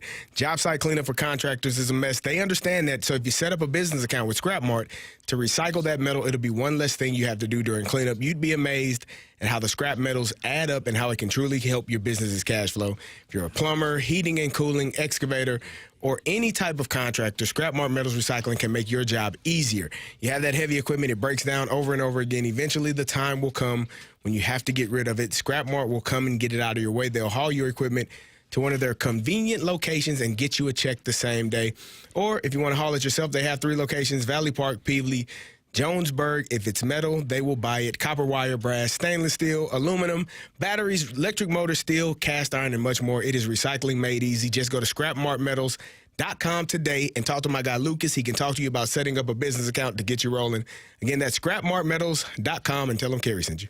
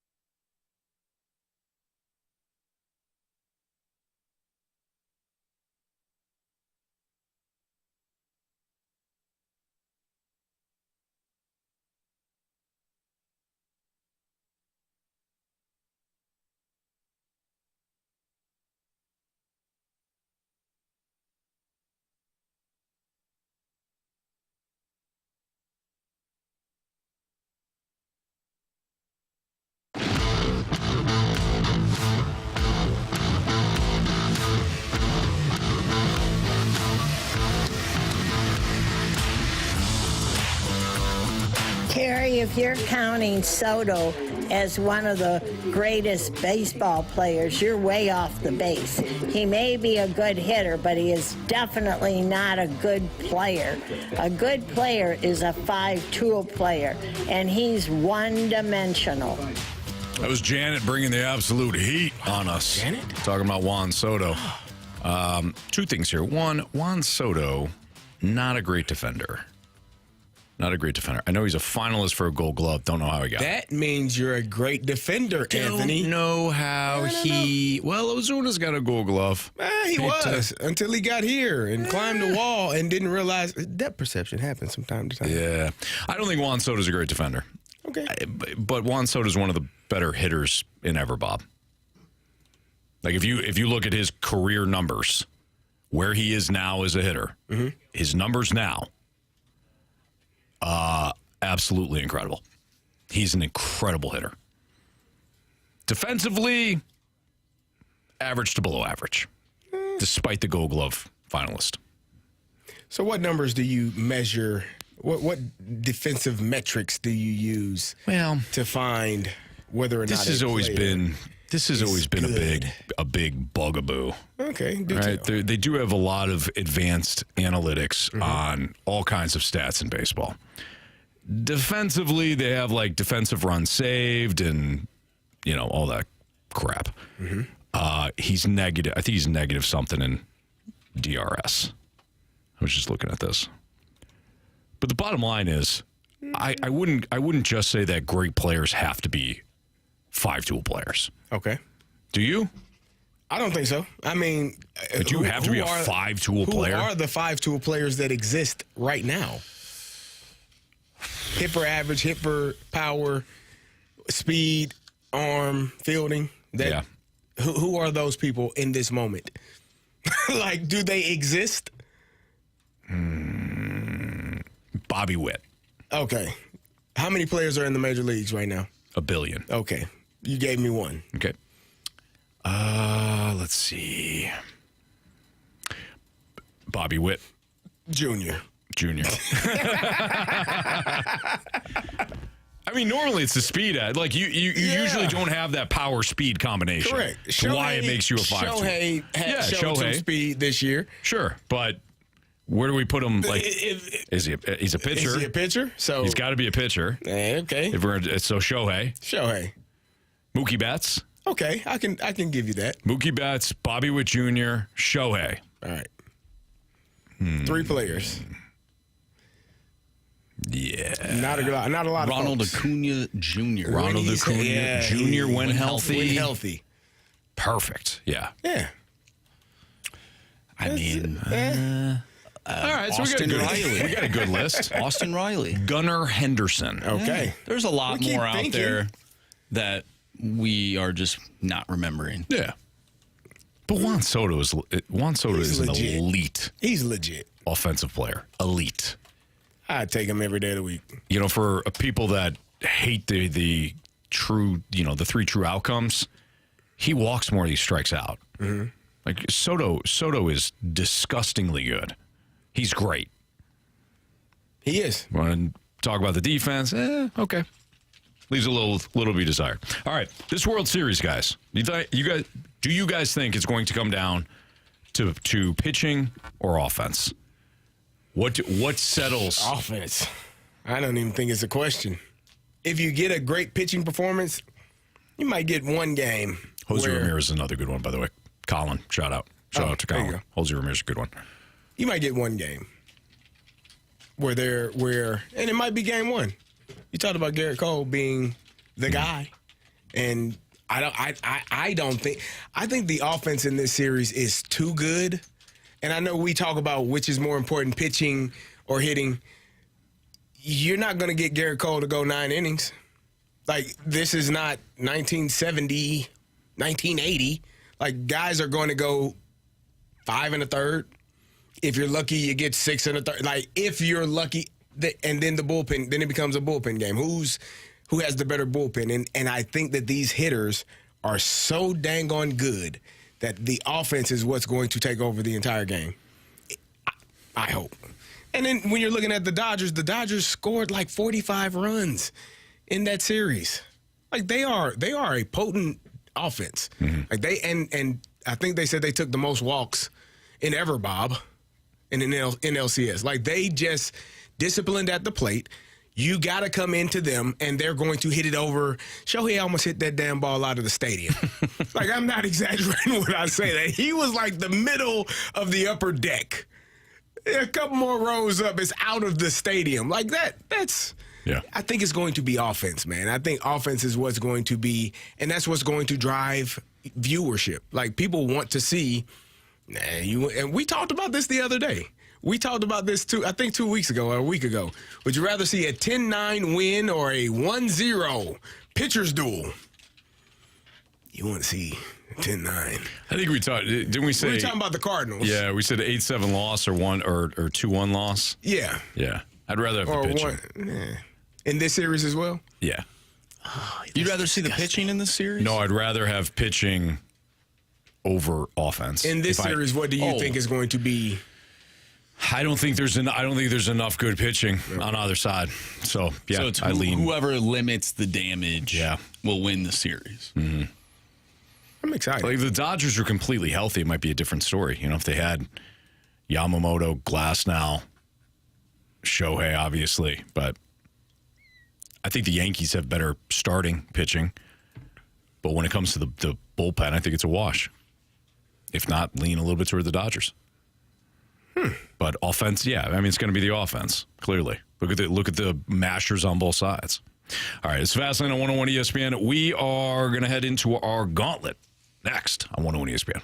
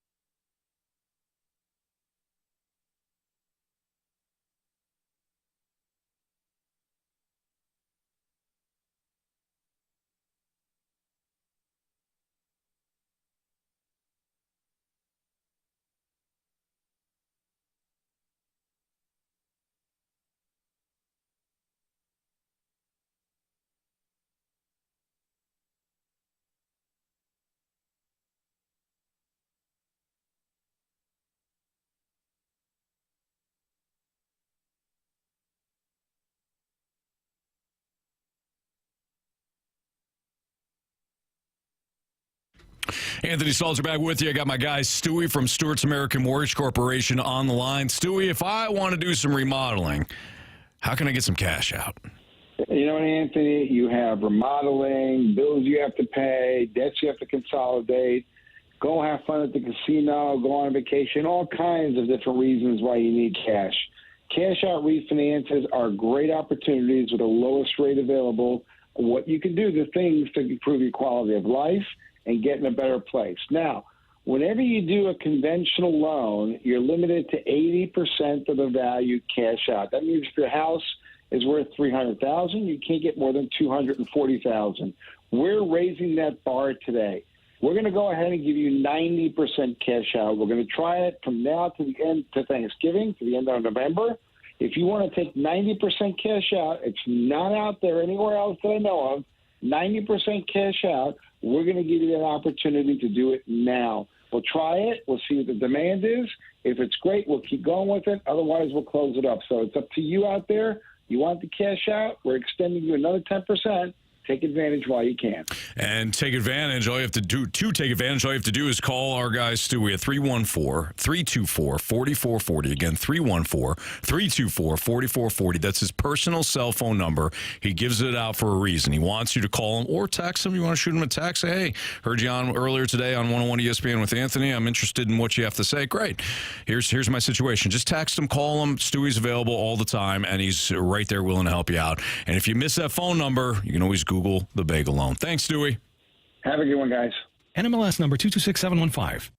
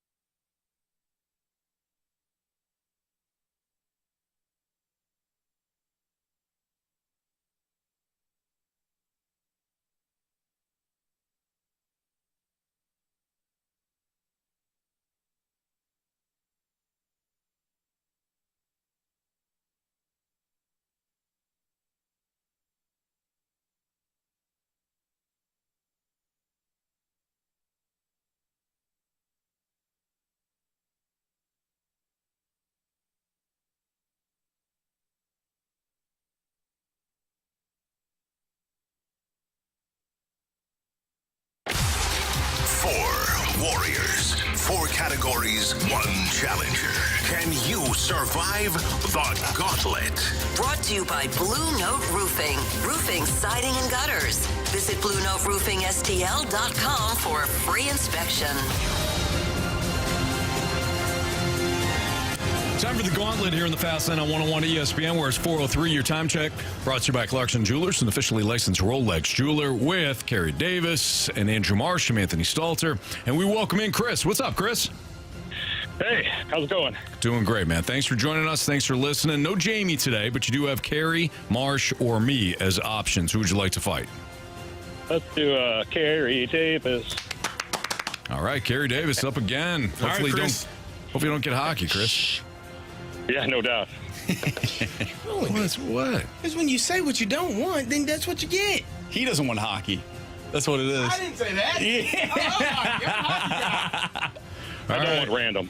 You want random. Okay, fair enough. I do not want random. Oh, you do not? Okay, well, you probably get random. Let's let me get these random questions ready. Yeah, let's see. Go ahead, Chris. Tell Marsh to spin that wheel. Go ahead and spin that wheel, Marshy. All right, so we know you don't want random. What do you want? I do football or baseball. Okay. Probably since I'm going against Carey, baseball. Okay. Well, you shouldn't have said that. It's football. Football, well, you didn't want random, so the wheel at least provided you with that. But you do get football, 4 questions, all related to football. Carey's going to get the same 4 questions after you're done. Each one, Chris, is worth 2 points unless you ask for the options. If you ask for the options, those are worth 1 point. Are you ready? I'm ready. All right. Marsh is passing over the launch codes. Thank you, Marsh. Question 1. Which kicker was released by the Washington Commanders following week 1 of the regular season when this kicker missed 2 field goals? I guess I'm going to take the options. Joey Sly, Chase McLaughlin, or Cade York? None of those sound familiar. I guess I'll go York. Final answer? Yep, final answer. Question number 2. Through 6 weeks of the NFL season, who leads the league in rushing yards? Shoot.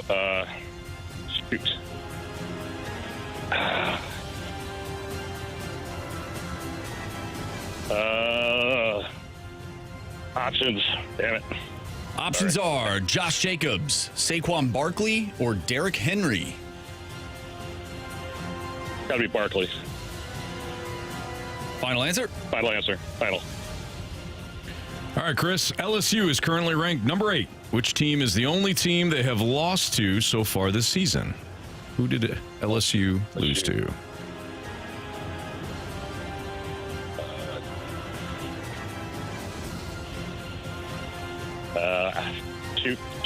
Shoot, Alabama. Total guess. Final answer. All right. Question number 4. In the current top 25 rankings, how many teams are undefeated in the top 10? Repeat the question. What was that? In the current top 25 rankings, how many teams are undefeated in the top 10?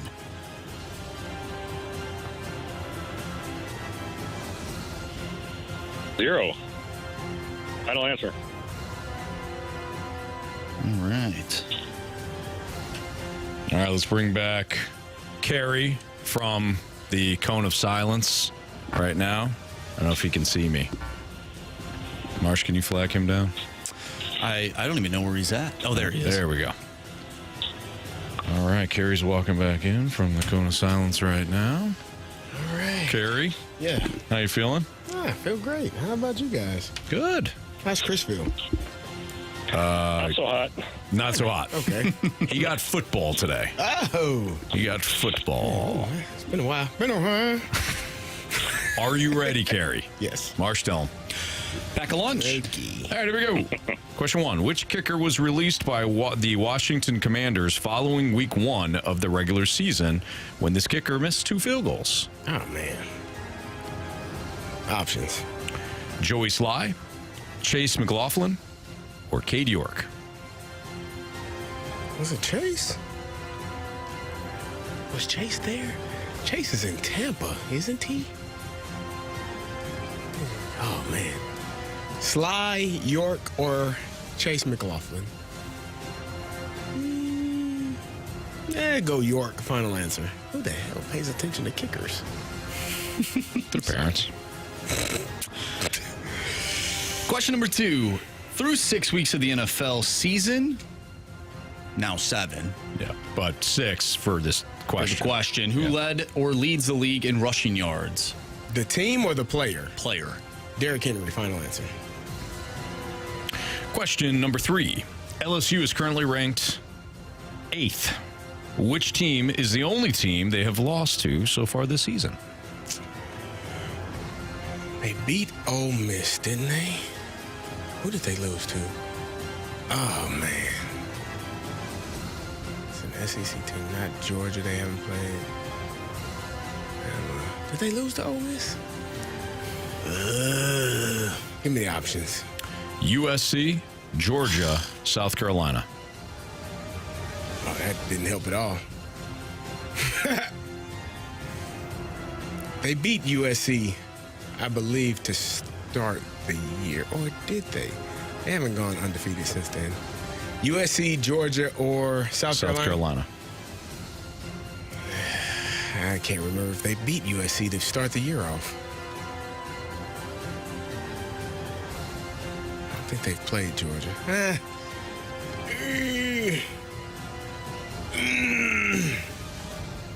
This is hurtful. You know I don't know this one. USC, final answer. I don't think it's them. Question number 4. In the current top 25 rankings, how many teams are undefeated in the top 10? Okay. Oregon, Miami, not Ohio State, not Texas, not Georgia, not Bama. Bama's not in the top 10. Cyclones are 11. They're just out of the top 10. Oh, this is ridiculous. I think it's 2. I think it's Oregon and Miami. Texas, no. 2, final answer.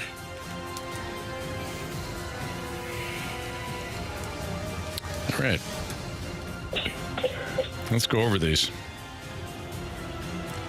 I'm going to go ahead and start there.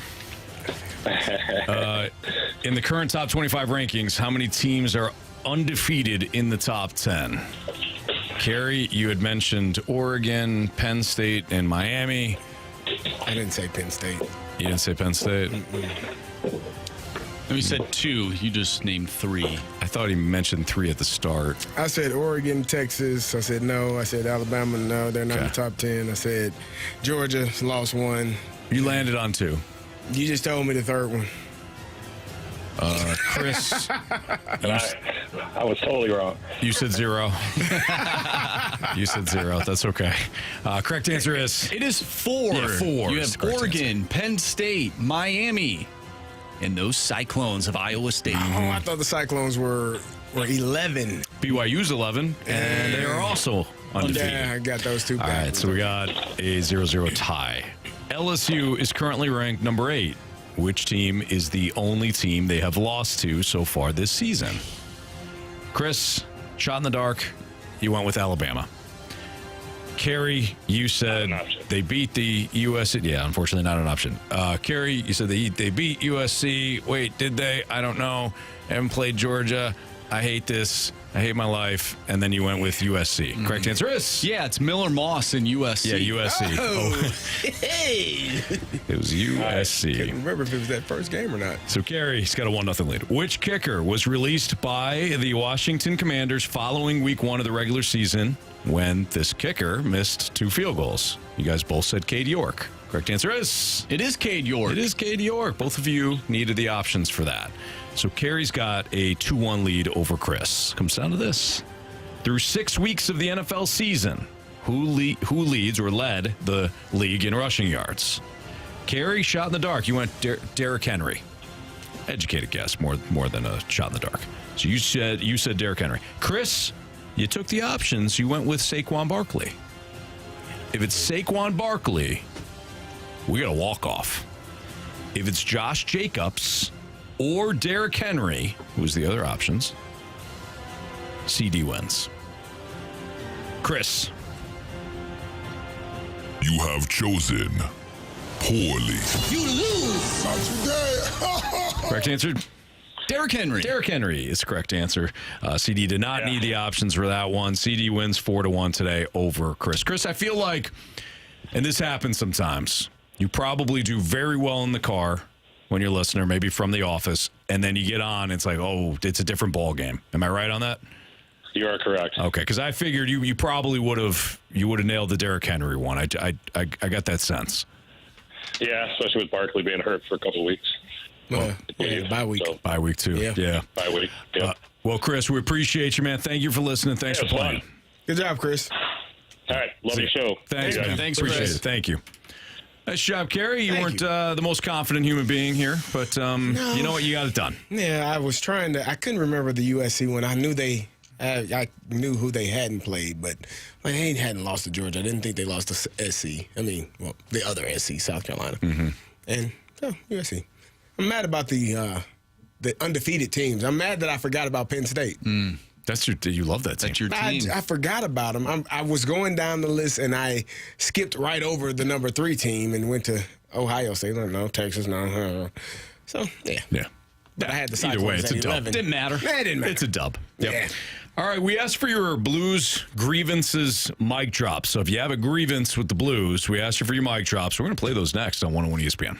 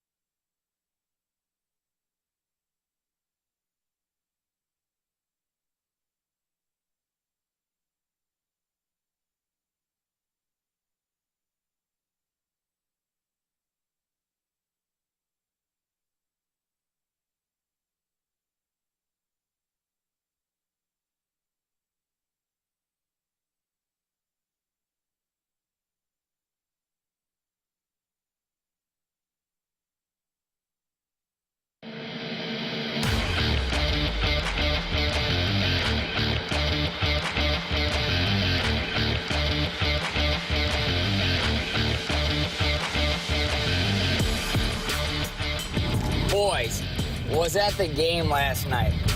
Here's my issue with the Blues. When the puck's in front of you, let's actually make some contact. Swing that puppy in there. Come on now, boys. We got to get it together. All right, nice job there. That's from Cody. We're airing grievances with the Blues. Could be injury related, like Robert Thomas. Could be something that Cody just said there, and with the. That's my mic going off again. Be careful. Yeah.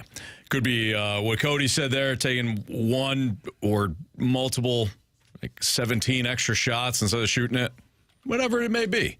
What's your grievances? We're airing them out here on a Wednesday. Let's get to Gabe next. What's going on, fellas? Just wanted to hop in here and give a nice grievance against the Blues. Went to the game last night. Haven't really watched the Blues much in the past prior seasons, but always been a huge Cardinal fan. But as we know, disappointing, and we got a nice young squad. So I've already been to a couple home games, and last night was pretty pathetic, to be honest. I mean, at times it just looks like they're out there not trying whatsoever, and we have so many open opportunities on every single power play, and it's just ridiculous that they won't shoot the puck. Just kind of want to see your guys' thoughts on exactly what that's all about. And I will say, also went to the home opener, and that night there was a guy next to me screaming "shoot it" the whole time, and I was losing my mind because they were saying to shoot it at the worst of times. But last night it got to the point where everyone in the entire stadium was just screaming "shoot the puck." So if you guys got any thoughts, I'd love to hear exactly what you think about that, because to me it's pretty ridiculous. Well, you got to shoot the puck, otherwise how do they know to shoot the puck? I can agree. Say it, yeah. Everyone was. I was at the game last night. Everyone was. I even me. Like, you ever like talk about something, maybe even like make fun of it in a sense, and then all of a sudden you find yourself. You were that person. I was saying "rip it" all night. We were talking about it the other day. I was like, "Rip it!" Like, oh man. But you meant it though. You meant to shoot. I did mean it. Like, they needed to shoot the puck in certain instances just to like Yeah. Man, you're going to make the best goalie in the league look even better when he's not seeing any shots. Like, what's going on here? So I don't know if it was pathetic, though. I wouldn't say the performance was pathetic. It was frustrating. Well, you know what? That was Gabe's grievance, not yours. For sure. You know, my bad. Come on. Jeez. Marsh, what would be the point of passing it 42 times before shooting it? Like, I asked in a snarky way, but in serious, like, why would they?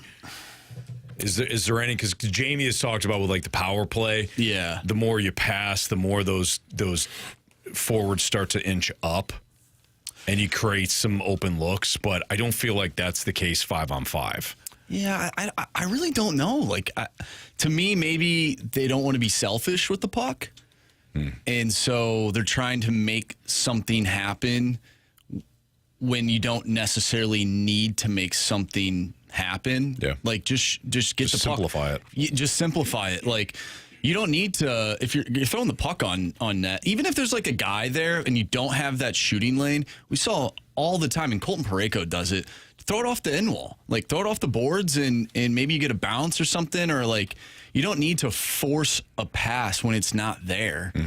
But also, again, you don't want to force a shot either, because you don't want to get it blocked. Yeah. But there's other things that you can do to keep offense going in the offensive zone. But there were multiple times last night where they had open shooting lanes and they decided not to shoot the puck. Yeah. So I think that's going to be the theme of these grievances. All right, well, let's get to Steven next. We're airing out our Blues grievances. All right, guys, I got two grievances I want to talk about last night. Number one, getting the puck into the offensive zone. What are we doing? Especially during the power play. We throw the puck down into the offensive zone hoping we're going to get lucky and get the puck when the Jets players are getting to it first and then throwing it right back down to Benner. It happened 4 times in a row last night.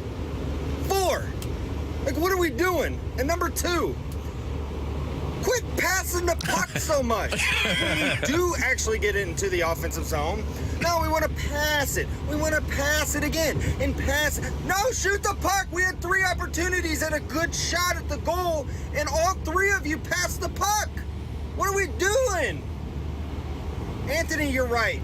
There's times we look amazing, and there's times you just shake your head, and you're like, it's like trying to watch Nolan Gorman hit a baseball. Anyway, that's my 2 grievances. Ricochet for no apparent Ricochet. reason. No, I liked it, Steven. Way to bring the heat. It's kind of like a great comparison to how you feel when you're watching a game. You're like, what is going on here? Steven, I thought was spot on. I love the passion.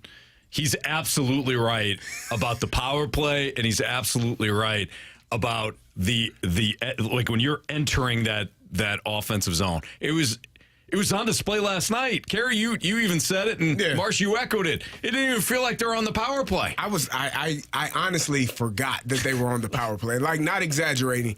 When the power play ended and they were Winnipeg is back to full stride. I'm like, they were on the power play? Wait, what? How? Winnipeg was? That was a successful PK. They didn't have any time of possession in the ozone. Like they were just flying around, just floating around. Right. Like it was kind of strange. It's like the morning skate. I think like a little bit. Man, when he mentions dumping the puck in on the power play, and that was something that we mentioned earlier in the show. I think that is a result of not having a good, clean entry into the zone. Like, they did a good job at stopping the Blues from getting anything really set up. Yeah. So you just kind of revert to, okay, let's dump the puck in, and maybe then we can establish some an offensive chance. It was a bad look. We got to dump the puck in 4 times on a power play. No, you're absolutely right, Marsh. Speaking of Marsh, we got a really good text here from Anthony's Biceps. I think Marsh's Gretzky's jersey cursed us. That's actually false. Marsh's Gretzky jersey cursed us. That's actually false. I wore that same jersey Game 7 of the 2019 Stanley Cup final. So you used it there. It needed to be used all the way. Now what you were carrying around your back was basically a carcass. I'll tell you what the problem was. Left. I once again did not watch the full 60 because I was late getting into the game. Because unfortunately, and I don't think it's any of our listeners, but there's a section of people out in St. Louis that have zero clue how to drive their car. What? Yeah. They don't know how to drive. They have zero sense of urgency or self-awareness. Were they not going to the Blues game? I don't know what they were doing. Jeez. Joyriding is what they were doing. They just, you know what they were? They were the Blues on a power play. Just joyriding. Not getting to where they needed to be? Yep. Not fast enough? No. Too fast? No, it's not even that. It's not about the speed. It's more about, like, urgency. Yeah, like when I talk about urgency, that's when I talk about being downtown and, like, maybe trying to get into a parking garage or whatnot, and just no sense of awareness of what's going on. So I missed the Brandon Saad goal, the first one, but then caught the second one and whatnot. That's my grievance for last night's game, and that's why the jersey didn't work, because it didn't see a full 60. Okay, that's all right, that's fair. Why don't we hear from Will next? Hey guys. I just wanted to say I'm not impressed with Colton Parayko. I don't know about you guys, but he just keeps giving up the puck. When he was with Nick Leddy, they were both really bad. He's with Suter, and Suter seems like he's fine. But Colton Parayko just, I feel like, keeps giving up the puck in bad places. He's not the Colton Parayko I feel like I'm used to watching. I don't know how you guys feel, but I feel like he needs to be better defensively. It feels like Philip Broberg is by far our best defenseman. And, like, Broberg's great and all, but shouldn't that be Parayko's role? Thanks, guys. So Jamie's often talked about this with Colton Parayko, and the way that other players around the league feel about him. Specifically, I think was it Connor McDavid or Nathan McKinnon hates playing against him? Connor McDavid hates playing against him because of his length and his size and his skating ability and all that. I don't know, Marsh. You have a better eye for it than I do. So what Will was talking about specifically, you can comment on. Otherwise, I think that with Colton Parayko, there's a segment of Blues fans that have always wanted him to be more than what he is. And I think, and I'm not saying this is Will, by the way. I don't know. No, they want him to be another guy. But they want him to be more than what he is. They want him to be somebody that is physical And, yes, Chris Brouwer is somebody that, is going to be, like captaining the power play and all that. That's not who he is. But do you have any specific comments for what Will Sarma? Yeah, I don't think he's been horrible by any means, but I don't think he's been as good as he was last year, and I thought he was really good last year. I haven't been as frustrated with Parayko as I was with Nick Leddy early on. And I know maybe he's hurt, but he had one game. Yeah. In fact, Marsh, you and I came in and I said, boy, that was a rough game for Leddy. And I said it to Jamie, and then 5 minutes later, Marsh walked in and he goes, boy, that Leddy, I'll clean it up. He's Leddy fast laned out there. Yeah. He looked really fast laned. I don't think I said that. What you said was he was terrible. Yeah, he wasn't good in the game. So there you go. But I haven't felt that way about Parayko. I haven't either. He'll be fine.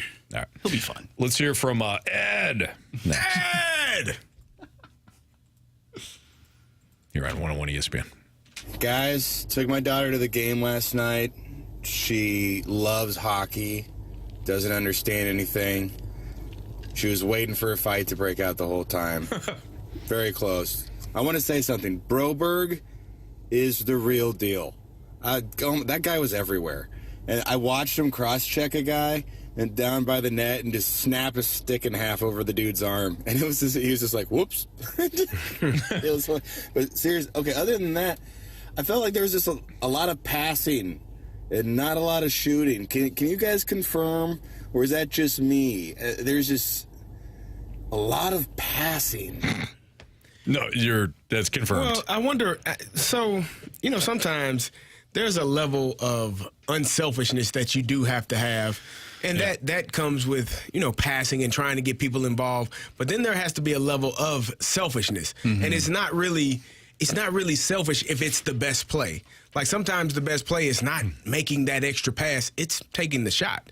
Because maybe the goalie is out of position, or maybe there's a position where if you do take the shot, the rebound is there, and now your teammate can tip it in for an easy goal and not always having to make that extra pass. I think that and this is like the second year that we've been talking about this, the overpassing and the unwillingness to take the shot. We've talked to Jamie about it many times. He says 2 passes, shoot, right? Move the puck around. It's almost like basketball. Swing it, shot, right? And so and good things happen.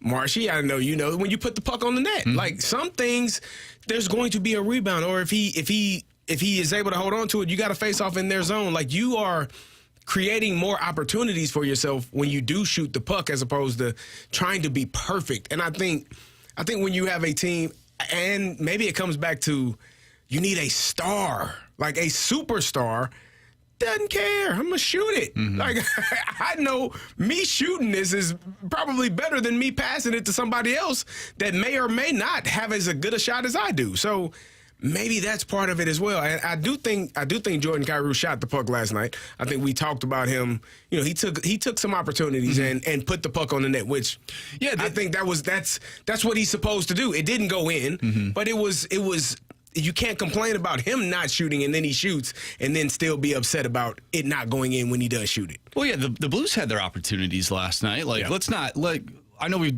been talking about, they need to shoot the puck more. They need to stop passing it so much. Like, they did have opportunities last night, but I thought that the recipe to put the puck in the back of the net was right out. I mean, we saw it. Like, Brandon Saad, both of his goals, they almost look like the same goal. They did. Yep. Like, shots, rebounds out front, get a guy right outside the blue paint, and bang it home. And it just didn't happen. It didn't happen. It didn't happen enough. They had an opportunity. Was it late in the third period where I forget who just skipped over his stick? I think it was Braden Shin. Was it Shin? Yeah, I think it was Shin. So there were opportunities, and that would have tied the game. But it's just the puck bounces weird sometimes. Sometimes you don't. Sometimes you hit the post. Sometimes the goalie makes a good play. I do think the overpassing at times does frustrate people, but they're trying to do the right thing, but sometimes the right thing is what you need to do is shoot the shot, shoot the puck. Well, and they're playing against a really good team though. So we can be frustrated and whatnot, and deservedly so. I thought again last night was very frustrating if you're a fan because you thought that they could win that game. Sure. but ultimately they got in their own way. They did. All right, it's Fastlane on 101 ESPN. Probably part one of a two-part six-pack coming at you next. So 314-399-9646. That's the Air Comfort Service text line. If you got a sports six-pack question, send it there. We'll answer it next in the Fastlane on 101 ESPN.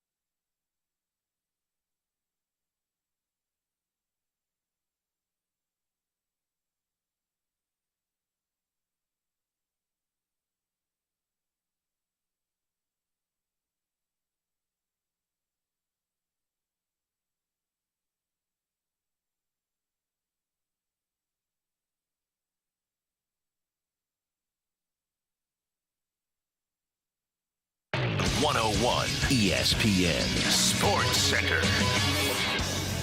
I'm Andrew Marsh. It's time for a Sports Center update driven by Johnny Londoff Chevrolet and Johnny Londoff Autoplex. The Blues lose to the Winnipeg Jets last night. Final score 3-2. They'll take on the Toronto Maple Leafs tomorrow. Pregame starts at 5. Puck drop is at 6. And the Blues will do so without Robert Thomas, as they announced today that he has a fractured ankle and will be reevaluated in 6 weeks. We talked about that with our Blues insider from The Athletic, Jeremy Rutherford. If you missed that interview, make sure you go to 101ESPN.com or check out the free 101 mobile app. Just head to the podcast page and you'll find all of our interviews and full shows there. And it's all brought to you by Dobbs Tire and Auto Centers.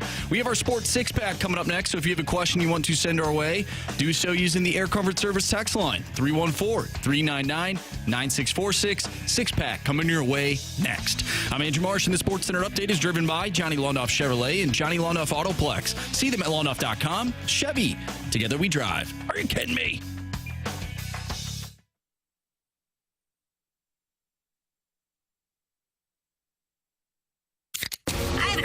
It's time for the Fast Lane to answer your sports questions. I want to ask you a bunch of questions, and I want to have them answered immediately. Asking me all these weird questions. Answer the question. Answer the question. Answer me! The Sports Six Pack is brought to you by Paramount Men's Medical Center. Suffering from ED or PE? Your first treatment is free at ParamountMen'sMedical.com.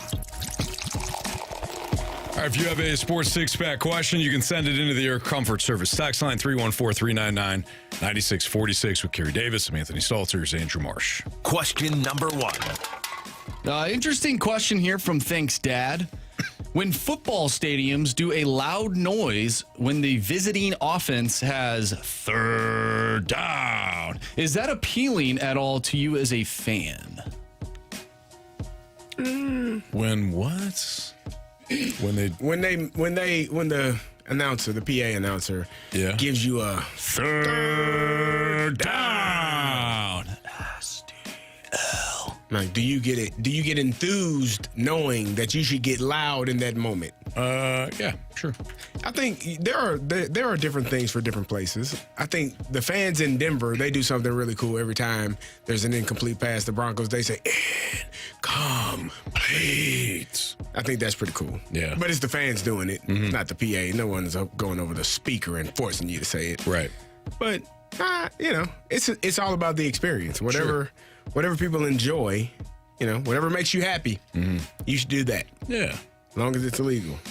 Kind of like when artists, they tell you what to do during a song. And you do it. Or you don't. Nah, well, listen. I was fortunate enough, one time I was on stage with T.I., rapper. It's like when he was like the hottest rapper ever. Really? Yeah, it was one of the coolest moments ever. Like I'm on stage with him, watch for the entire concert. Like, you can have whatever you like. And it was one of the most, that's why they say athletes want to be rappers and rappers want to be athletes or entertainers, because it was one of the coolest things I had ever seen in my life. You got all these people doing everything you say. That's kind of crazy. Yeah, it's cool. Yeah, that is neat. Like, I remember watching, they have that docu-series on Netflix about the 1999 Woodstock and just everything that kind of went wrong. But I think it was one of the bands. Oh, it was Korn. And they talked about Korn coming out and playing, what's the song? Like when it's the guitar riff that's for, and then when they hit it, you could see like the whole crowd like jump up. It was just a sea of people jumping up. Is that the no, that's not wasn't DMX at that Woodstock? That another time. I think that was crazy. Oh my god, that's I don't know. I don't really. The band from Chicago. Is it Chicago? No, it's not Chicago. Creed. It starts with. It's not Creed. What's it start with? It starts with a D. A D? Yeah. Dave Matthews Band? No. The song's called Blind. Blind. Thank you. Yeah. I can't. Disturbed. That's right. Thank you. That's what I was thinking. Yeah. Thank you, Frick James. Keith and the Snake Pit goes, Korn is trash. I'm not, listen, one way or another, I don't care. But it is cool. It was cool to see the entire crowd all hit at the same time. It's pretty cool. sea of people. It's amazing, man. Yeah. Dave Matthews Band. I hate them. What? With a strong passion, I hate them. Come on. Sorry, I hate their music. There you go. I don't hate them. I don't know them. I hate their music. All seem like fine Question guys. number 2. Like get together and play crap, you know? Marsh said the ultimate too in the office earlier today. He goes, he's a really nice guy. And I looked and I turned and I said, anytime you're really going to trash somebody, you always start with, he's a really nice guy. Go ahead. All right, the second question comes from Jamie's Vacation Speedo. Do you think the Robert Thomas injury is like the Blues version of the Jets' Aaron Rodgers injury? Oh, no.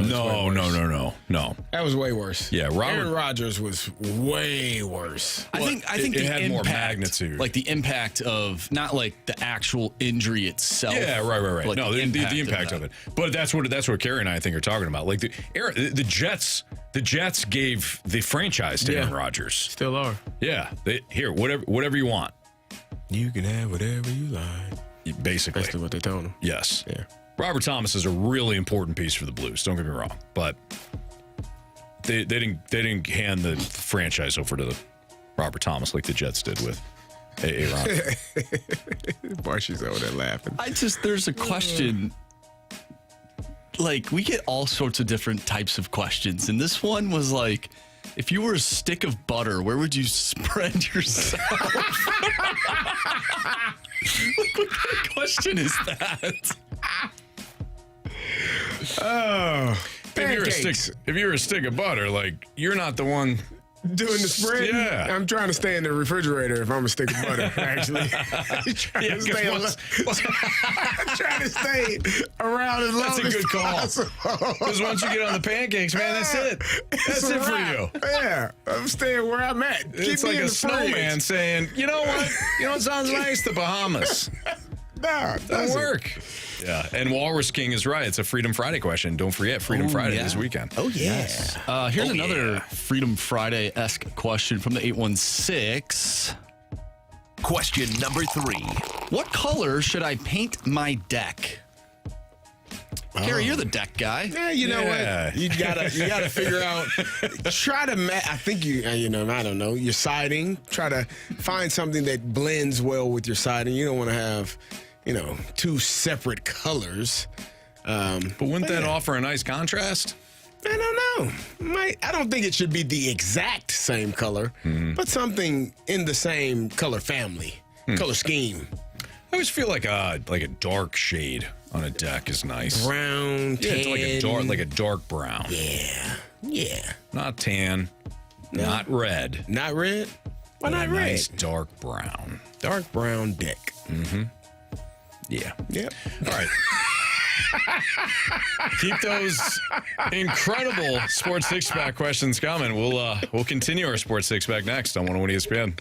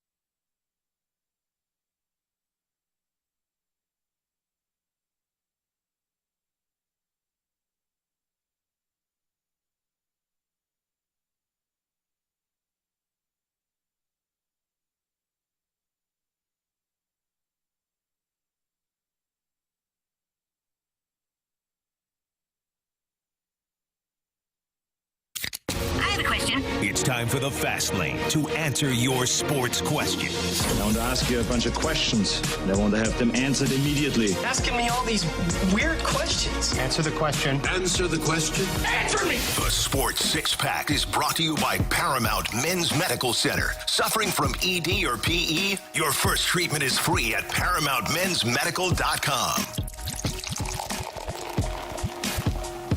All right, let's continue our Sports Six-Pack here in the Fast Lane on 101 ESPN. Carey Davis, Anthony Stalter, Andrew Marsh. Question number 4.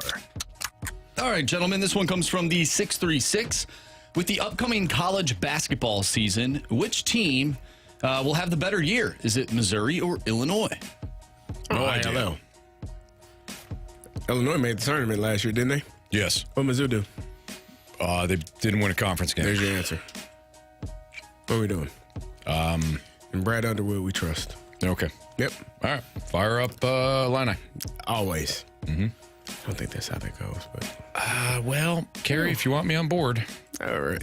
It's the only way. It's the only way. It's the only way. All right. I mean, if you look at the schedule, CMU gave you a hell of a game. Did they? Yeah. Wasn't it like 21-3 or something? 24-3? I don't remember. Held you to 24 points. Purdue didn't hold you to 50. They did hold us to 50. It's 50-49. See? Didn't even hold you to 49, like I said. Yeah, Illinois would be a better team.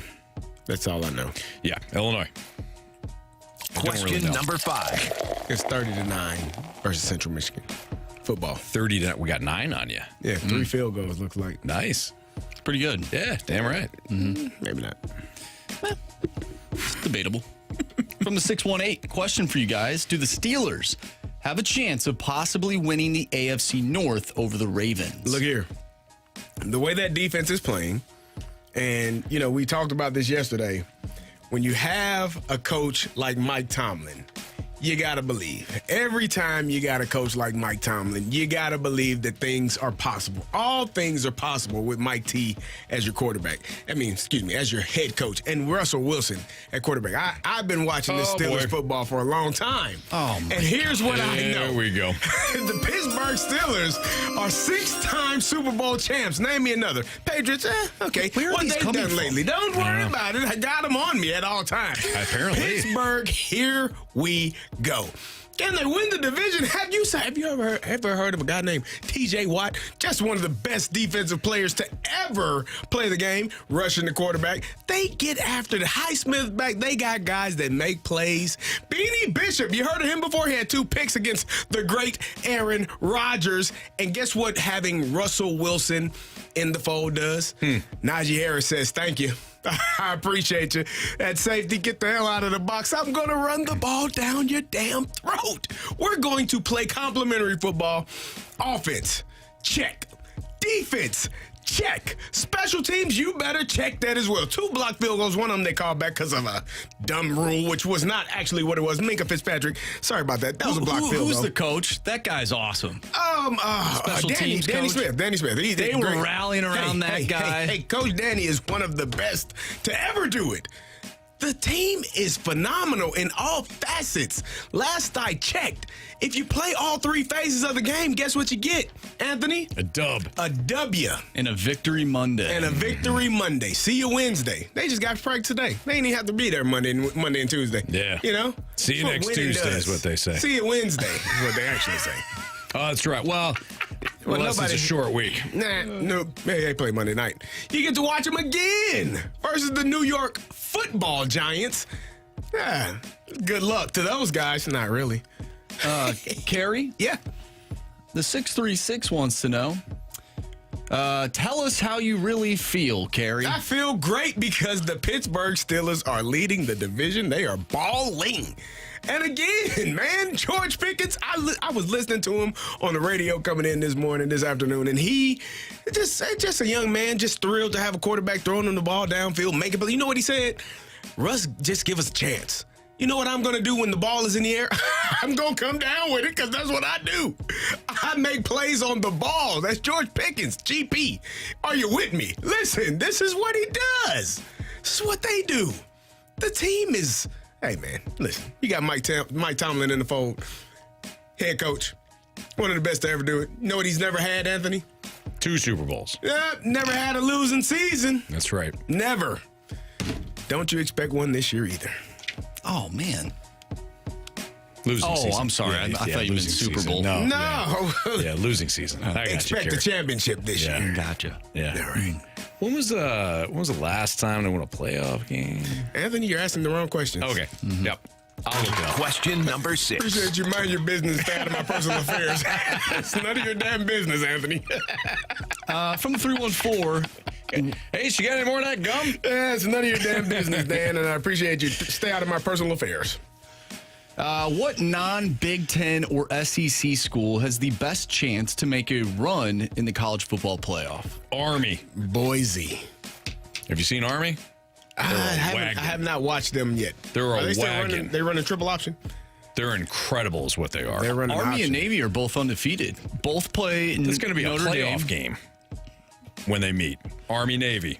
Yeah, so they have and I texted this in our group this past weekend. They could possibly play each other back-to-back weeks in the conference championship game and in the Army-Navy game. Back-to-back weeks. That's awesome. It's pretty cool. It is good. Pretty cool. Yeah, if it's not Army, BYU. BYU has been I watched them beat the hell out of Kansas State 38 a few weeks ago. It wasn't that close, Anthony. I'm telling you the truth. It was not that close. Yeah. What about Miami? Oh, dude, that's right. We said non-SEC or Big Ten. Mm-hmm. Yeah, I mean, I don't trust. I don't. How can you trust Miami? I don't trust Miami. Man, Yeah, but Cam Ward, he just makes things happen. They're going to lose, and then everybody's going to be like, I knew it. They're going to lose to Clemson in the ACC championship game. Clemson's been rolling. Now they've been picking up wins against dog meat teams, but nonetheless. Yeah, I'll say Army. This is to win the national championship? Yeah. This is what you said, to win the national championship? Yep. Or to make the playoffs? Oh, no, win the national championship. No, win the national championship. Clemson. To make a run. Oh, to make a run. Clemson. So that doesn't necessarily Army, mean UNLV. UNLV? What? Boise. What? ILL. Hell, you said they're the Big Ten. Sorry. I mean, unless you don't think they're a Big Ten team. I know they are. You guys want a quick extra question? Yeah. From the Water Boy. Would you consider Harry Potter a 5-star athlete when it comes to Quidditch? No. I've never seen any Harry Potter. No, I think he just played the one position, didn't he? I don't know. Yeah. What's the position that he played? What was it called? I don't know. He was the guy that had to catch the golden snitch. Yeah. He played the old snitch position. Yeah. He actually compiled a record of 7 wins and 2 losses. So went 7-2 in his career at Hogwarts under the Gryffindor banner. I just feel as though, from a physicality standpoint, he lacked. Size, speed. Yeah, the speed was there. Not size, a 5-pool. Size was not. Janet Power probably was not. want to Janet consider would, him a good Quidditch player. Janet would have a seeker. Thank you, Willie. Seeker, that's right. And G-Dog in the snake pit. Yeah, seeker. Yeah. Man, I've never seen it. Yeah, he had a lot of off-the-field problems. A lot of off-the-field problems. He's always getting into trouble. Always. Aunt and uncle didn't really like him at home either. I mean, they stuffed that kid right in underneath the stairs. So this is your room. That sounds like abuse. It totally was. Doesn't sound safe. Totally was. Yeah. I don't think I want to watch it now. Splashback dude says Harry was just happy to Fastlane be there. His mental game was off the chain, says Ferrario's ball gag. Wait, is that Some of these names are hilarious. I'm just reading the name.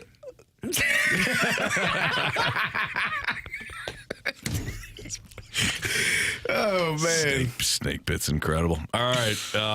What are we doing next? Oh, yeah. So Robert Thomas, hurt, as we know. So when injuries occur, do we find out more about the head coach or the GM? That's next on 101 ESPN.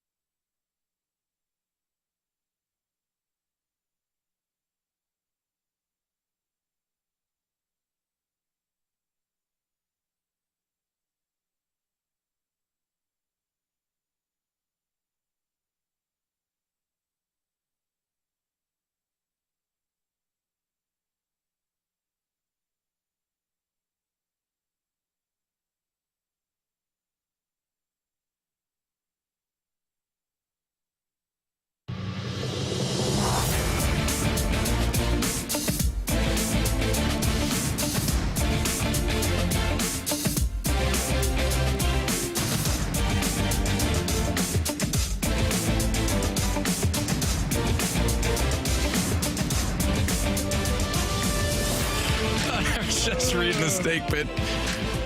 Bacon wrapped wiener. They asked my deck question. Joke's on them. I don't have one. It's a Fast Lane on 101 ESPN. We've officially reached the 5 o'clock hour. 5:06, your time check. Brought to you by Clarkson Jewelers, an officially licensed Rolex jeweler. If you're wondering, what happened to the Let's Get Spicy? Yeah, you didn't like it. You hated it. You hated it. So we listened, and we buried it. So, because we bury the bodies here. And you know what? We actually listened to it wasn't terrible. It wasn't bad. No, I'm saying we listen to the people. Oh, yeah. yes. There's some businesses, organizations where they don't listen at all. They don't. Without you, there is no us. So that's correct. But we'd still exist. Well, we'd just be talking to each other. True. Kind of like what we do in the office. Kind of like that, and also during breaks. Basically, like us. Without them. Without them. Yeah. We need you. All right. So Robert Thomas, he's injured. He's going to be out for the foreseeable future. Lost him last night to that ankle injury. Carey, do you think that we find out more about the head coach or the GM when it comes to injuries? And I'm talking about significant injuries. Well, and it doesn't really matter what sport it is. I think can't be both. Can it be all of the above? It's definitely all of the above, but that's not fun. That's not an option. Yeah. All right. That's not radio if we're not debating stuff that is actually less practical. So what the general manager or president of hockey operations, they already did their job. They brought all of the people in that they could under the cap and put together the best team possible. So I would say it's on the coach now, because it's probably going to be hard to get another player in to add to the depth what you're missing with Robert Thomas out. So now it's on the coach to actually put the pieces together, find the best lineup, find the best group of guys playing together on each line, and what makes this team go and have success, despite not having one of your best players. That's in-game situational things, pre-game, post-game, all of the things that the coaches are paid for up until the point where the players get on the ice, and then having the in-game situational things that you have to adapt to and adjust to. That's what the coach is there for. It's to make sure that you have your team ready to play, the team understanding what is required to win each game, and then putting the people in the right place so that they can win that game. So I would say it's on the coach now. I think Doug Armstrong has done everything he can do up until this point. You never prepare for an injury or expect an injury to one of your top players or one of your best players. But now that it has happened, okay, coach, hey, you got to adapt, got to adjust. What are you going to do? I think it's both. Then you just tell me that wasn't a damn option. I don't think there's any question, Carey, that it's both. Because if your GM doesn't do a good enough job in the offseason, like we've seen with Mo, providing that depth for you when injuries do strike. Look, there's only so much you can do when injuries strike. Yeah. There's only so much hey, next man up that can occur. But if you don't have the proper depth before the season, one injury can sink you immediately. I do think, though, to your point about the coaching, sometimes it's not about next man up as much as it's we need to change course just a little bit here, and I need to move some players around. Yeah. The depth chart exists, sure, but that doesn't mean that you can't shift players around, especially in hockey. Bring somebody from wing to center, or if you're an offensive line, hey, you gotta go from center to guard, or whatever.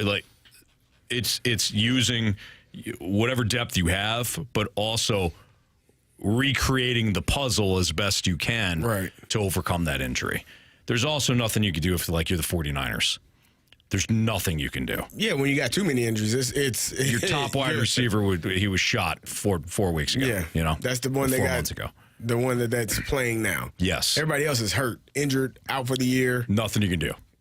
It's tough. Mm-hmm. Yeah. You don't have Christian McCaffrey. You don't have Brandon Ayuk. Debo Samuel is sick. Jawan Jennings was out. He was out pre-game. already. Yeah. So you kind of just got to figure it out. Maybe even look at it a little bit differently, where you say, okay, well, we're going to have to win on the strength of our defense and our running game. That's it. But it's going to be interesting to see what Drew Bannister does. Yeah. Because I do think there is some good depth. You're not going to be able to replace Robert Thomas, but I do think there is enough depth here that you can reshuffle things and still maximize your lineup. Is there depth at that position, though? Like, that's the position where it felt like they were lacking depth to begin with because Booch had to play center. So you would have preferred to put him on the wing if you had another center to take his place. You ain't lying. And now you're down another center. That's correct. Okay. Yeah. All right. It's Fastlane on 101 ESPN. I think we covered that. Yeah. Yeah. You got it. You were thin at center, and now you're thinner. You're thinner. Thinner. Yeah. You remember that movie? Thinner? Yeah. No. It's a weird movie.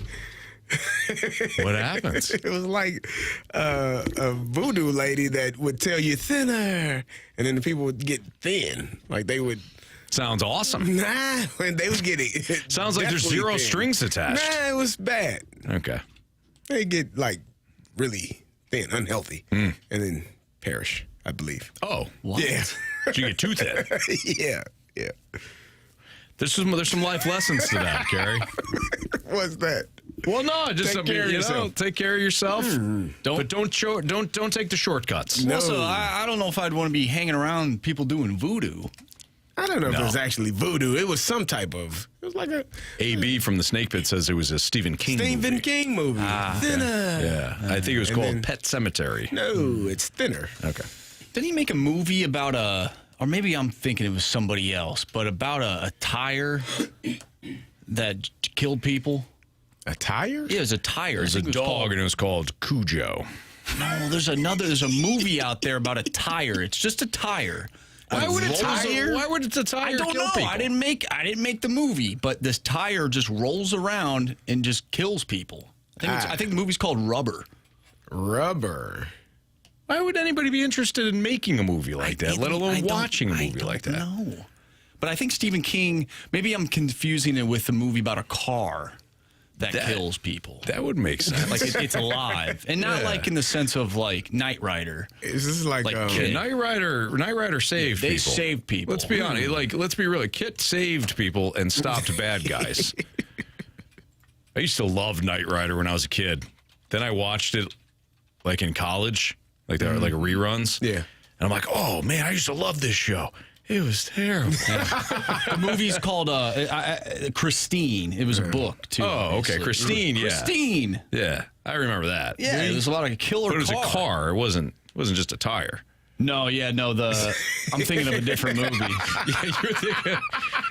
When you said Rubber, that's a different movie, different genre altogether. No, it's called Rubber. It's about a killer tire. What? Look it up. Never heard of that. Marsh, why would you ever watch it? It got a 67% on Rotten Tomatoes. That's actually pretty good compared to some of the movies that we see these days. That are agreeing. He's got it pulled up, but there are people in here saying, yeah, it was Rubber. That's the name of the movie. It's about a tire, like a single tire that just rolls around and kills people. Why don't you just catch it and just throw it out the way? You know? Could you imagine I've never seen that. This tire bouncing toward, bounding toward. Oh, no! Just move out the way. Just sidestep. But you can't turn. Even if it does, it'll probably fall over. Oh, man. All right. It's got a mind of its own. I guess so. All right, we're going to play What's Wrong With Us. I think we'll start with us first. What's wrong with Pat Mahomes? What's wrong with the Jets offense? What's wrong with the Jaguars? We'll talk about that next on 101 ESPN.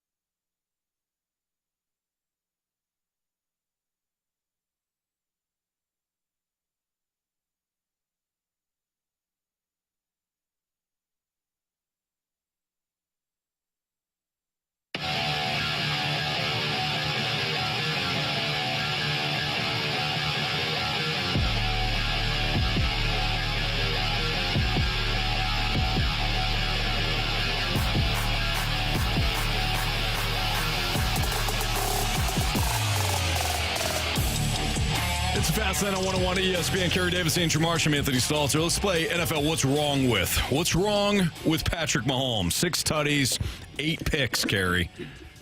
Yeah, we ain't got nobody to throw the ball to till today. D-Hop. They added DeAndre Hopkins. That's going to help. I think I said this. We talked about this with the 49ers, who are dealing with so many injuries. It's hard to even keep up at this point. And the Chiefs are in that same boat. When you are a team that plays that many games year after year after year, which both of these organizations have over the last 5 years, they've played a lot of football, extra games in comparison to everyone else. Your body starts to wear down on you. I think Patrick Mahomes is outstanding. He makes plays that most people are unable to make just because of his football IQ, whether that's pulling the ball down. If I'm a linebacker, I'm no longer going for a pump fake. I'll take a shot. Like, why he's 3 yards downfield and pump faking it, and you're surprised. Yeah. Just run through him. He gets to the sideline. If he don't step out, hit him. Because he's shown that he will not step out because you're expecting him to, and he's getting 15 more yards. Well, guess what? If you hit him, you're going to get 15 yards anyway, so you might as well get your shot on him. I wouldn't allow him to go run an extra 15 yards, hit him. Yeah. But I just think that what's wrong with the Chiefs is, I don't know, they don't have enough weapons right now. Like Travis Kelce feels like he's slowing down. Now, anytime you say that about a pro athlete, they go out and have a spectacular game, and you said he was slowing down. Well, he has slowed down up until this point. Yeah. And so I think the addition of DeAndre Hopkins helps because he does have a receiver to throw to now. Rashee Rice, getting him injured earlier in the year was a terrible thing, and I'm sure how it happened. Patrick Mahomes feels awful tearing his knee up, but they're just struggling offensively to figure out how to score points, get the ball to their guys. But the good thing about this team is defensively they have stepped up. And they are more, it's like a shift in every year is different, right? This has become now, the 2024 version of the Chiefs, they are a defensive team. Yeah. They're going to get after the quarterback. They're going to make life hard on you. 3rd and 8, pressure's coming, and you're going to have to get the ball out quickly, and they're not going to allow it. So they have made a little bit of a shift into becoming a defensive team right now until they can figure out some things offensively. Yeah, they started the year fully healthy. They started the year with Rashee Rice. They started the year with Xavier Worthy. They started the year with Travis Kelce and Isaiah Pacheco. And losing Pacheco was a killer. Losing Rashee Rice, who was developing into a legit number 1 wide receiver, that hurts. I mean, if you're talking about the 49ers, it's not like we're killing Brock Purdy right now. Like, why isn't Brock Purdy better? Well, he's got nobody to throw to at this point outside of George Kittle. So why aren't we extending the same to Patrick Mahomes? It's like, hey, he's got McCole Hardman. Yeah. Okay. Like, he does not have his full complement of weapons, and yet the Chiefs are still undefeated. They're still forcing teams, to play basically perfect. Yep. And Mahomes, numbers-wise, might not look good all year, but they'll be in the AFC Championship game against Lamar. And they'll lose. And they'll win. What's wrong with the Jets' offense? You got Aaron Rodgers, you got Hall, you got Wilson, and now you got Adams. You could have stopped after the first name. Yeah, it's Rodgers. You should have stopped after the first name. It's Rodgers. It's Aaron Rodgers. He's 40-plus years old. And he's unwilling to play the game he should right now. The way that he needs to play. Yeah. Like, he's not – the throws that he used to make that that's spectacular. On 1 foot, no feet in the air. Oh, look at the arm strength. Oh, across his body. Oh, that's – hey, man, it don't work like that no more.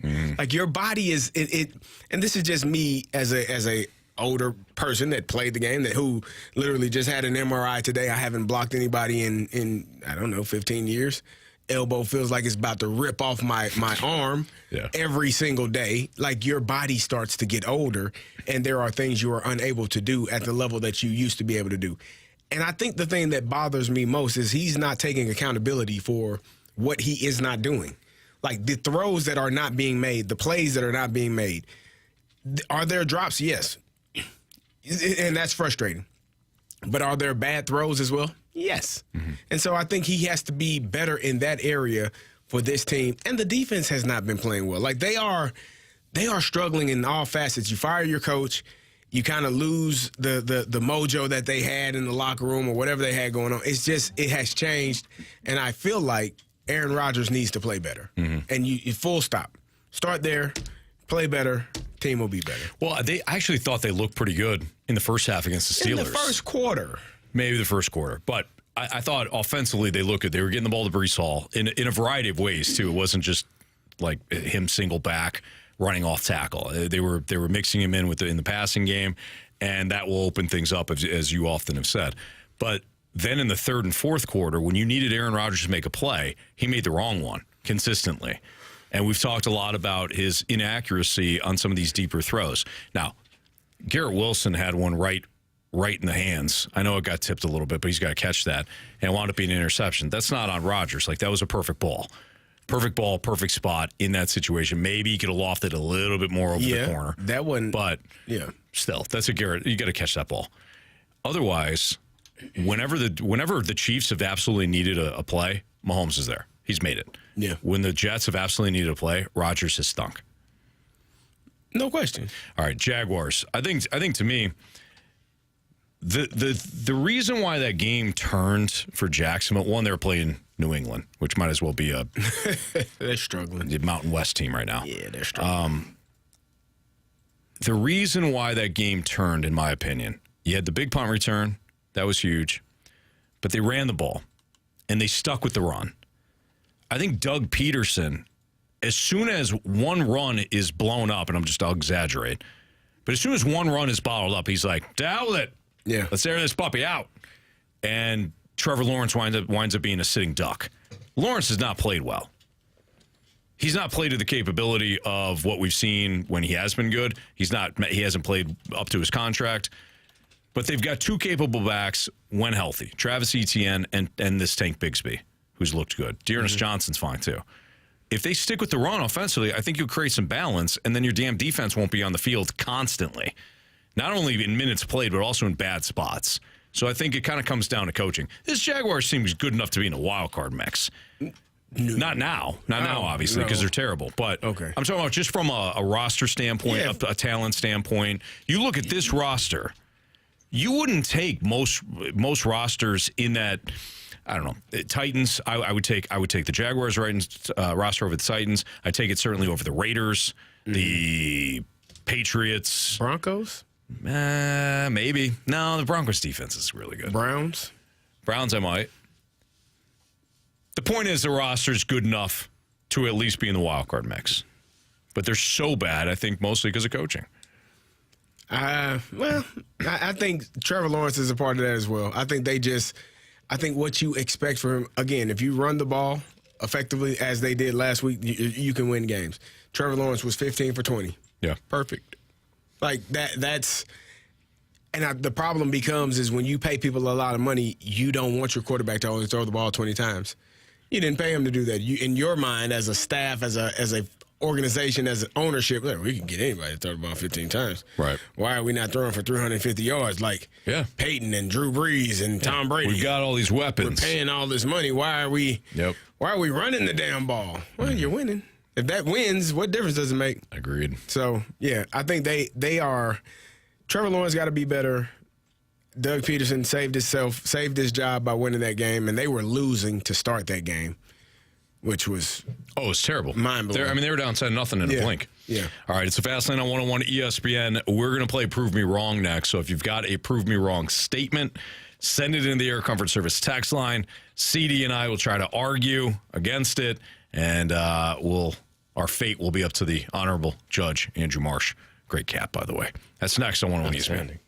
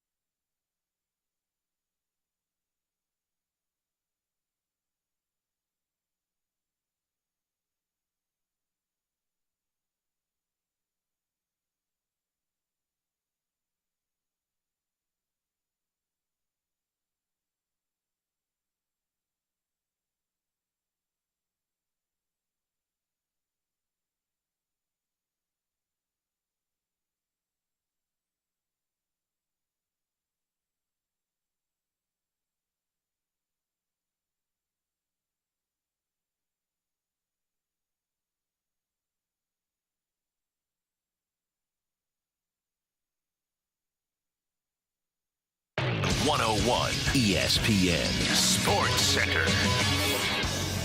I'm Andrew Marsh. It's time for a Sports Center update brought to you by Saliga Heating and Cooling. The Blues lose 3-2 to the Winnipeg Jets last night. They'll take on the Toronto Maple Leafs tomorrow. Pregame starts at 5. Puck drop is at 6. They'll play without Robert Thomas. It was announced today that Robert Thomas has a fractured ankle and will be reevaluated in 6 weeks. We talked about that with Jeremy Rutherford, our Blues insider from The Athletic. If you missed that interview, make sure you go to 101ESPN.com and just head to the podcast page where you'll find all of our interviews and full shows there. And it's all brought to you by Dobbs Tire and Auto Centers. Coming up next, we have Prove Me Wrong. So get your Prove Me Wrong statements into the Air Comfort Service text line. 314-399-9646 is the Air Comfort Service text line. So get those Prove Me Wrong statements in, and we'll do that next right here in the Fast Lane. I'm Andrew Marsh, and the Sports Center update is brought to you by Saliga Heating and Cooling, an independent American Standard heating and air conditioning dealer.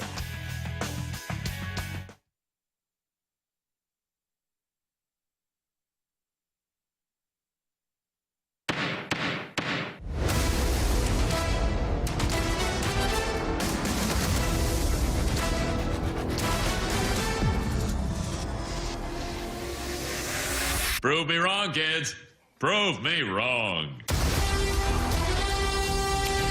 You heard the big voice. Time for the one and only Prove Me Wrong. Carey Davis, Anthony Stalter. This is where you send in your statements. Carey and I, our job, well, we got to prove you wrong. It's that simple. Andrew, the Honorable Judge Andrew Marsh will also rule on each case. Great hat. Yeah. Thank you. Beard. Great overall. I passed the bar, became a lawyer. Yep. And now then you're a judge. Now I'm a judge, yeah. Now look at you. I went the old Frank Abagnale Jr. route. Yeah. Catch me if you can. Yeah, sure. Yeah. That guy was just everywhere. He's amazing. Yep.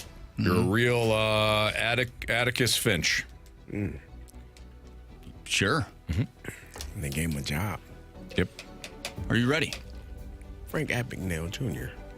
gave him a job. Sure. Yeah. No, I think we're ready. Yes, we are. Okay. Yeah. Yep. Gotcha. From the 618, prove me wrong. The Illini would crush Mizzou if they played today. In what? In football. The Illini would crush Mizzou? In football. Illinois didn't even cover against Central Michigan. And now you're telling me that Illinois is going to crush Mizzou in football? Illinois allowed how many points to Purdue of all teams? Purdue didn't score against Oregon at home last week.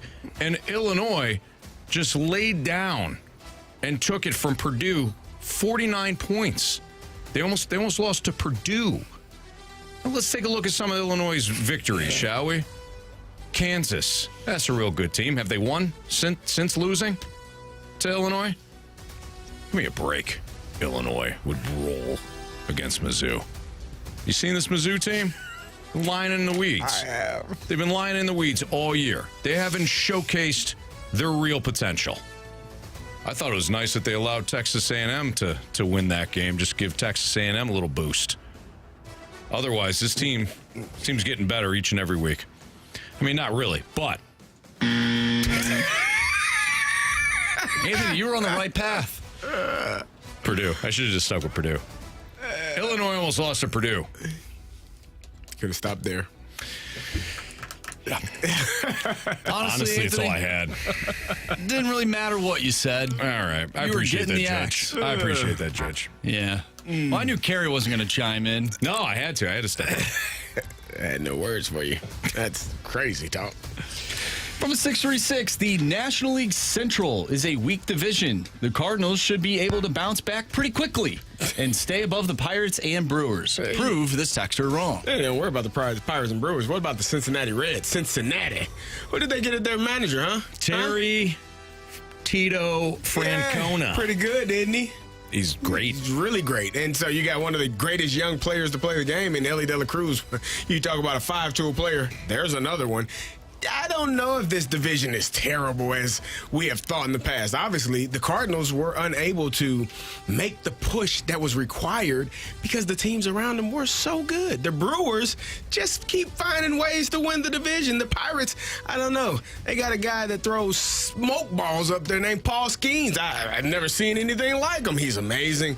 This division is spectacular. A lot of guys, a lot of players, a lot of talent. It's going to be a rough time for the old Cardinals. And they're going with a youth movement. So, hey, no, to answer your question. Yeah, I'm confused here because, one, I agree with I don't think the Cardinals anytime soon will be able to jump these teams, but I also don't think this division is good. So I don't know where to go with this one. Well, they're better than the Cardinals right now, and I think that was the point that was asked, Judge. That's all we needed. We needed some clarification. From the 573, prove me wrong. There's a significantly higher chance that we'll see someone else join the 50-50 club before the 700 club. We'll see someone join the 50-50 club before the 700 club? Mm-hmm. I mean, how many people do we have that hit 700 home runs? Here's the thing about PEDs. They're always making advancements. Why'd you do that? Well, because I had to make a case for 700. Well, I was going to make a case for 700 that there were more in the 700 club than 50-50. So it's more likely to happen. He had to go to the PED route. Well, you didn't even hear my case. PEDs was an automatic buzzer. It shouldn't have been. They won't even be able to play. It's a buzzword. You didn't hear my argument. The argument was they're making so many advances in disguising PEDs and making them undetectable that these guys will probably be right back on PEDs at some point, and then we'll get another 700 guy. Hey, name one of those that is undetectable. For PEDs? Yeah. They got a new one out there. It's called the Tiger Blood Bomb. Tiger Blood Bomb. Isn't that a snow cone flavor? That's how they get it. Yep. Through the snow cone. Exactly. No one would expect it. Yeah. You're there. You're out there with your kids. You're getting some snow cones. Before you know it, you're hitting 700. There you go.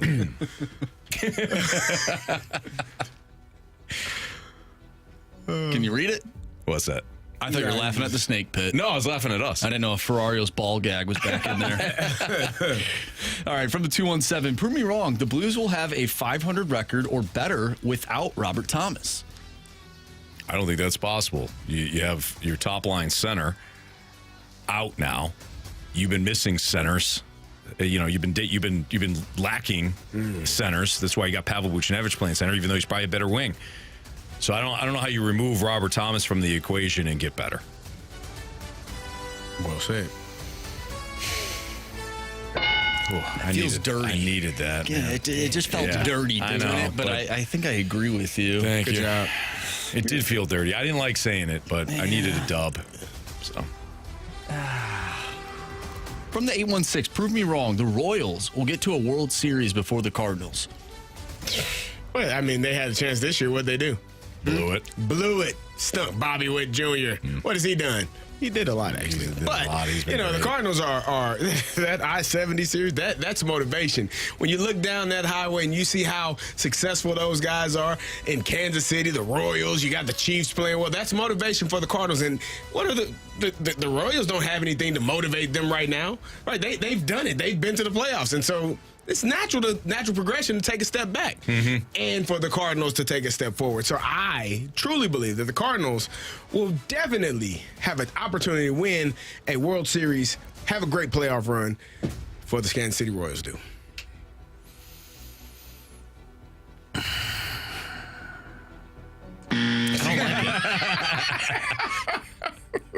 Same lawyer that argued Cardinals will not win the division. They don't have to win the division. It's true. It's better if they don't. There you go. According to history. That was tough. All right. That was tough. Got one more? You want to move forward? Well, the 620 doesn't like prove me wrong. I know, but the 620 has every right as an American just say what they want. That's true. American. You know? It's very true. It's fine. Well, I don't know why they have to say it over and over and over again. Why do you hate the we get skit? You can tell us. 620. They probably don't like it. Skit. That's what he said. No, I hate this skit every time I hear it. Well, it's not a skit. That's what he you said. guys actually believe what you're saying. It's not. Well, it's not. It's not like we rehearse it. No, it's like not that's a a skit. skit. Yeah, it's you a know? segment. It's not like Carey and I are in the office. Like, oh, we then actually you say have no this, clue then- what Yeah, Marsh we is have going to no ask idea. us, which makes it tougher. Yeah. You know how hard it is to be an actor, an Right. actor. We have no actors. I mean, that's for Carey sure. was. Well, Carey was at one point an actor. You know what? Carey's an actor. Yeah. We're not, Marsh. No, you guys are spot on. Thank you. Guys. Okay. All right. We got Bet the Board. We've got 3 stars of the day. And, of course, we have your criticisms and your compliments. Next on 101 ESPN.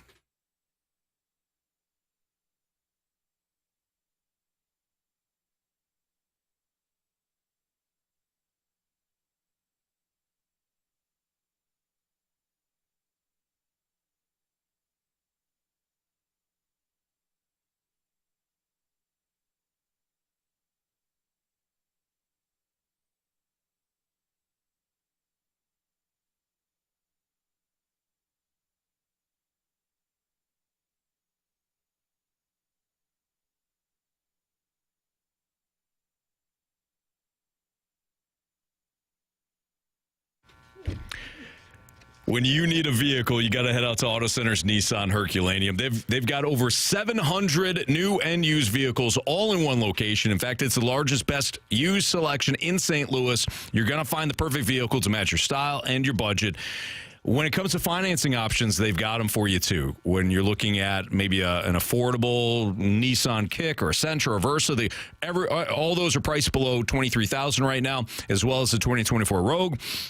And the 2024 Altima starting below $30,000. Low finance rates available right now. We're talking about 0% APR on Pathfinders, Rogues, and Altimas out at Auto Center's Nissan Herculaneum. Plus 0.9% APR for 60 months on Frontier. Low lease payment options like $329 a month for 2024 Rogues are available. So you're going to get a great deal at Auto Centers. You're going to get great customer service. They've got different financing options for you to make sure that you finance a vehicle, whether you're a first-time borrower or maybe somebody that's got some credit challenges. They've got financing for you, and they're going to make that car buying experience fun for you. On top of that, new Nissans and select used come with complimentary lifetime warranty. New Nissans come with 30-day return promise and the complimentary Nissan maintenance plan. It's all available. Check them out online, autocentersnissan.com, or when you head down to Herculaneum, tell them Stalter sent you. It's Auto Centers Nissan.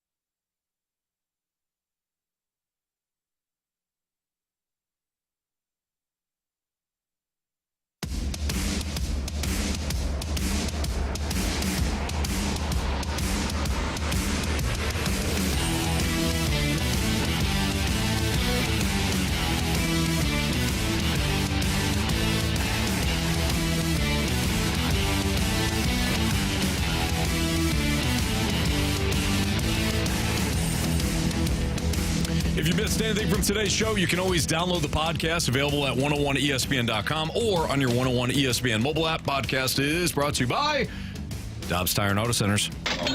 Time to bet the board. Marsh, latest standings, please. Anthony with 10 points. Yes. Jamie with 8 points. Ooh. Carey with 7 points. And I have 4 points. Ooh. I think I already used my parlay as well. Yeah, why'd you do that? I was trying to bury you guys. I didn't even think you were up. I wasn't. You were going to be, though. I was going to be. Yeah. How many legs did you hit? None. Maybe one. That's always the worst. I've got 5 that I love. You didn't hit it. It was the last game for the Dodgers and Padres where I just like, it's going to be so much offense. Yeah. It was like 2-0. The final score, I think. It's a tough one. Yeah, it was tough. All right. I'm going to take the over in the Bulls and Pelicans game tonight. The over is 225.5. Basketball. The over has cashed in 8 of the last 10 meetings between these two teams. So over 225.5. Bulls, Pels. Jamie sent in his pick. He took the only hockey game. He's a bit of a jerk. He's got the Capitals minus 140. I'm going with the Golden State Warriors. Give me Brandon Pajemski over 8.5 points scored. Minus 115. Give me over in the Flyers Caps game. Over 6. There you have it. There's bet the board. Here on 101 ESPN. We're almost to the end of the month, too. Yeah. Time flies when you're having fun. Yep. That's a good saying. Yeah. Never heard Did you make that up? I did. It's a new one. That's good. Yeah, I made that up. All me. Good job. All right, what do we got for criticisms and compliments? So we did now get that a- we just gave you a compliment. I appreciate that. Sure. I was absolutely lying. But from the 620,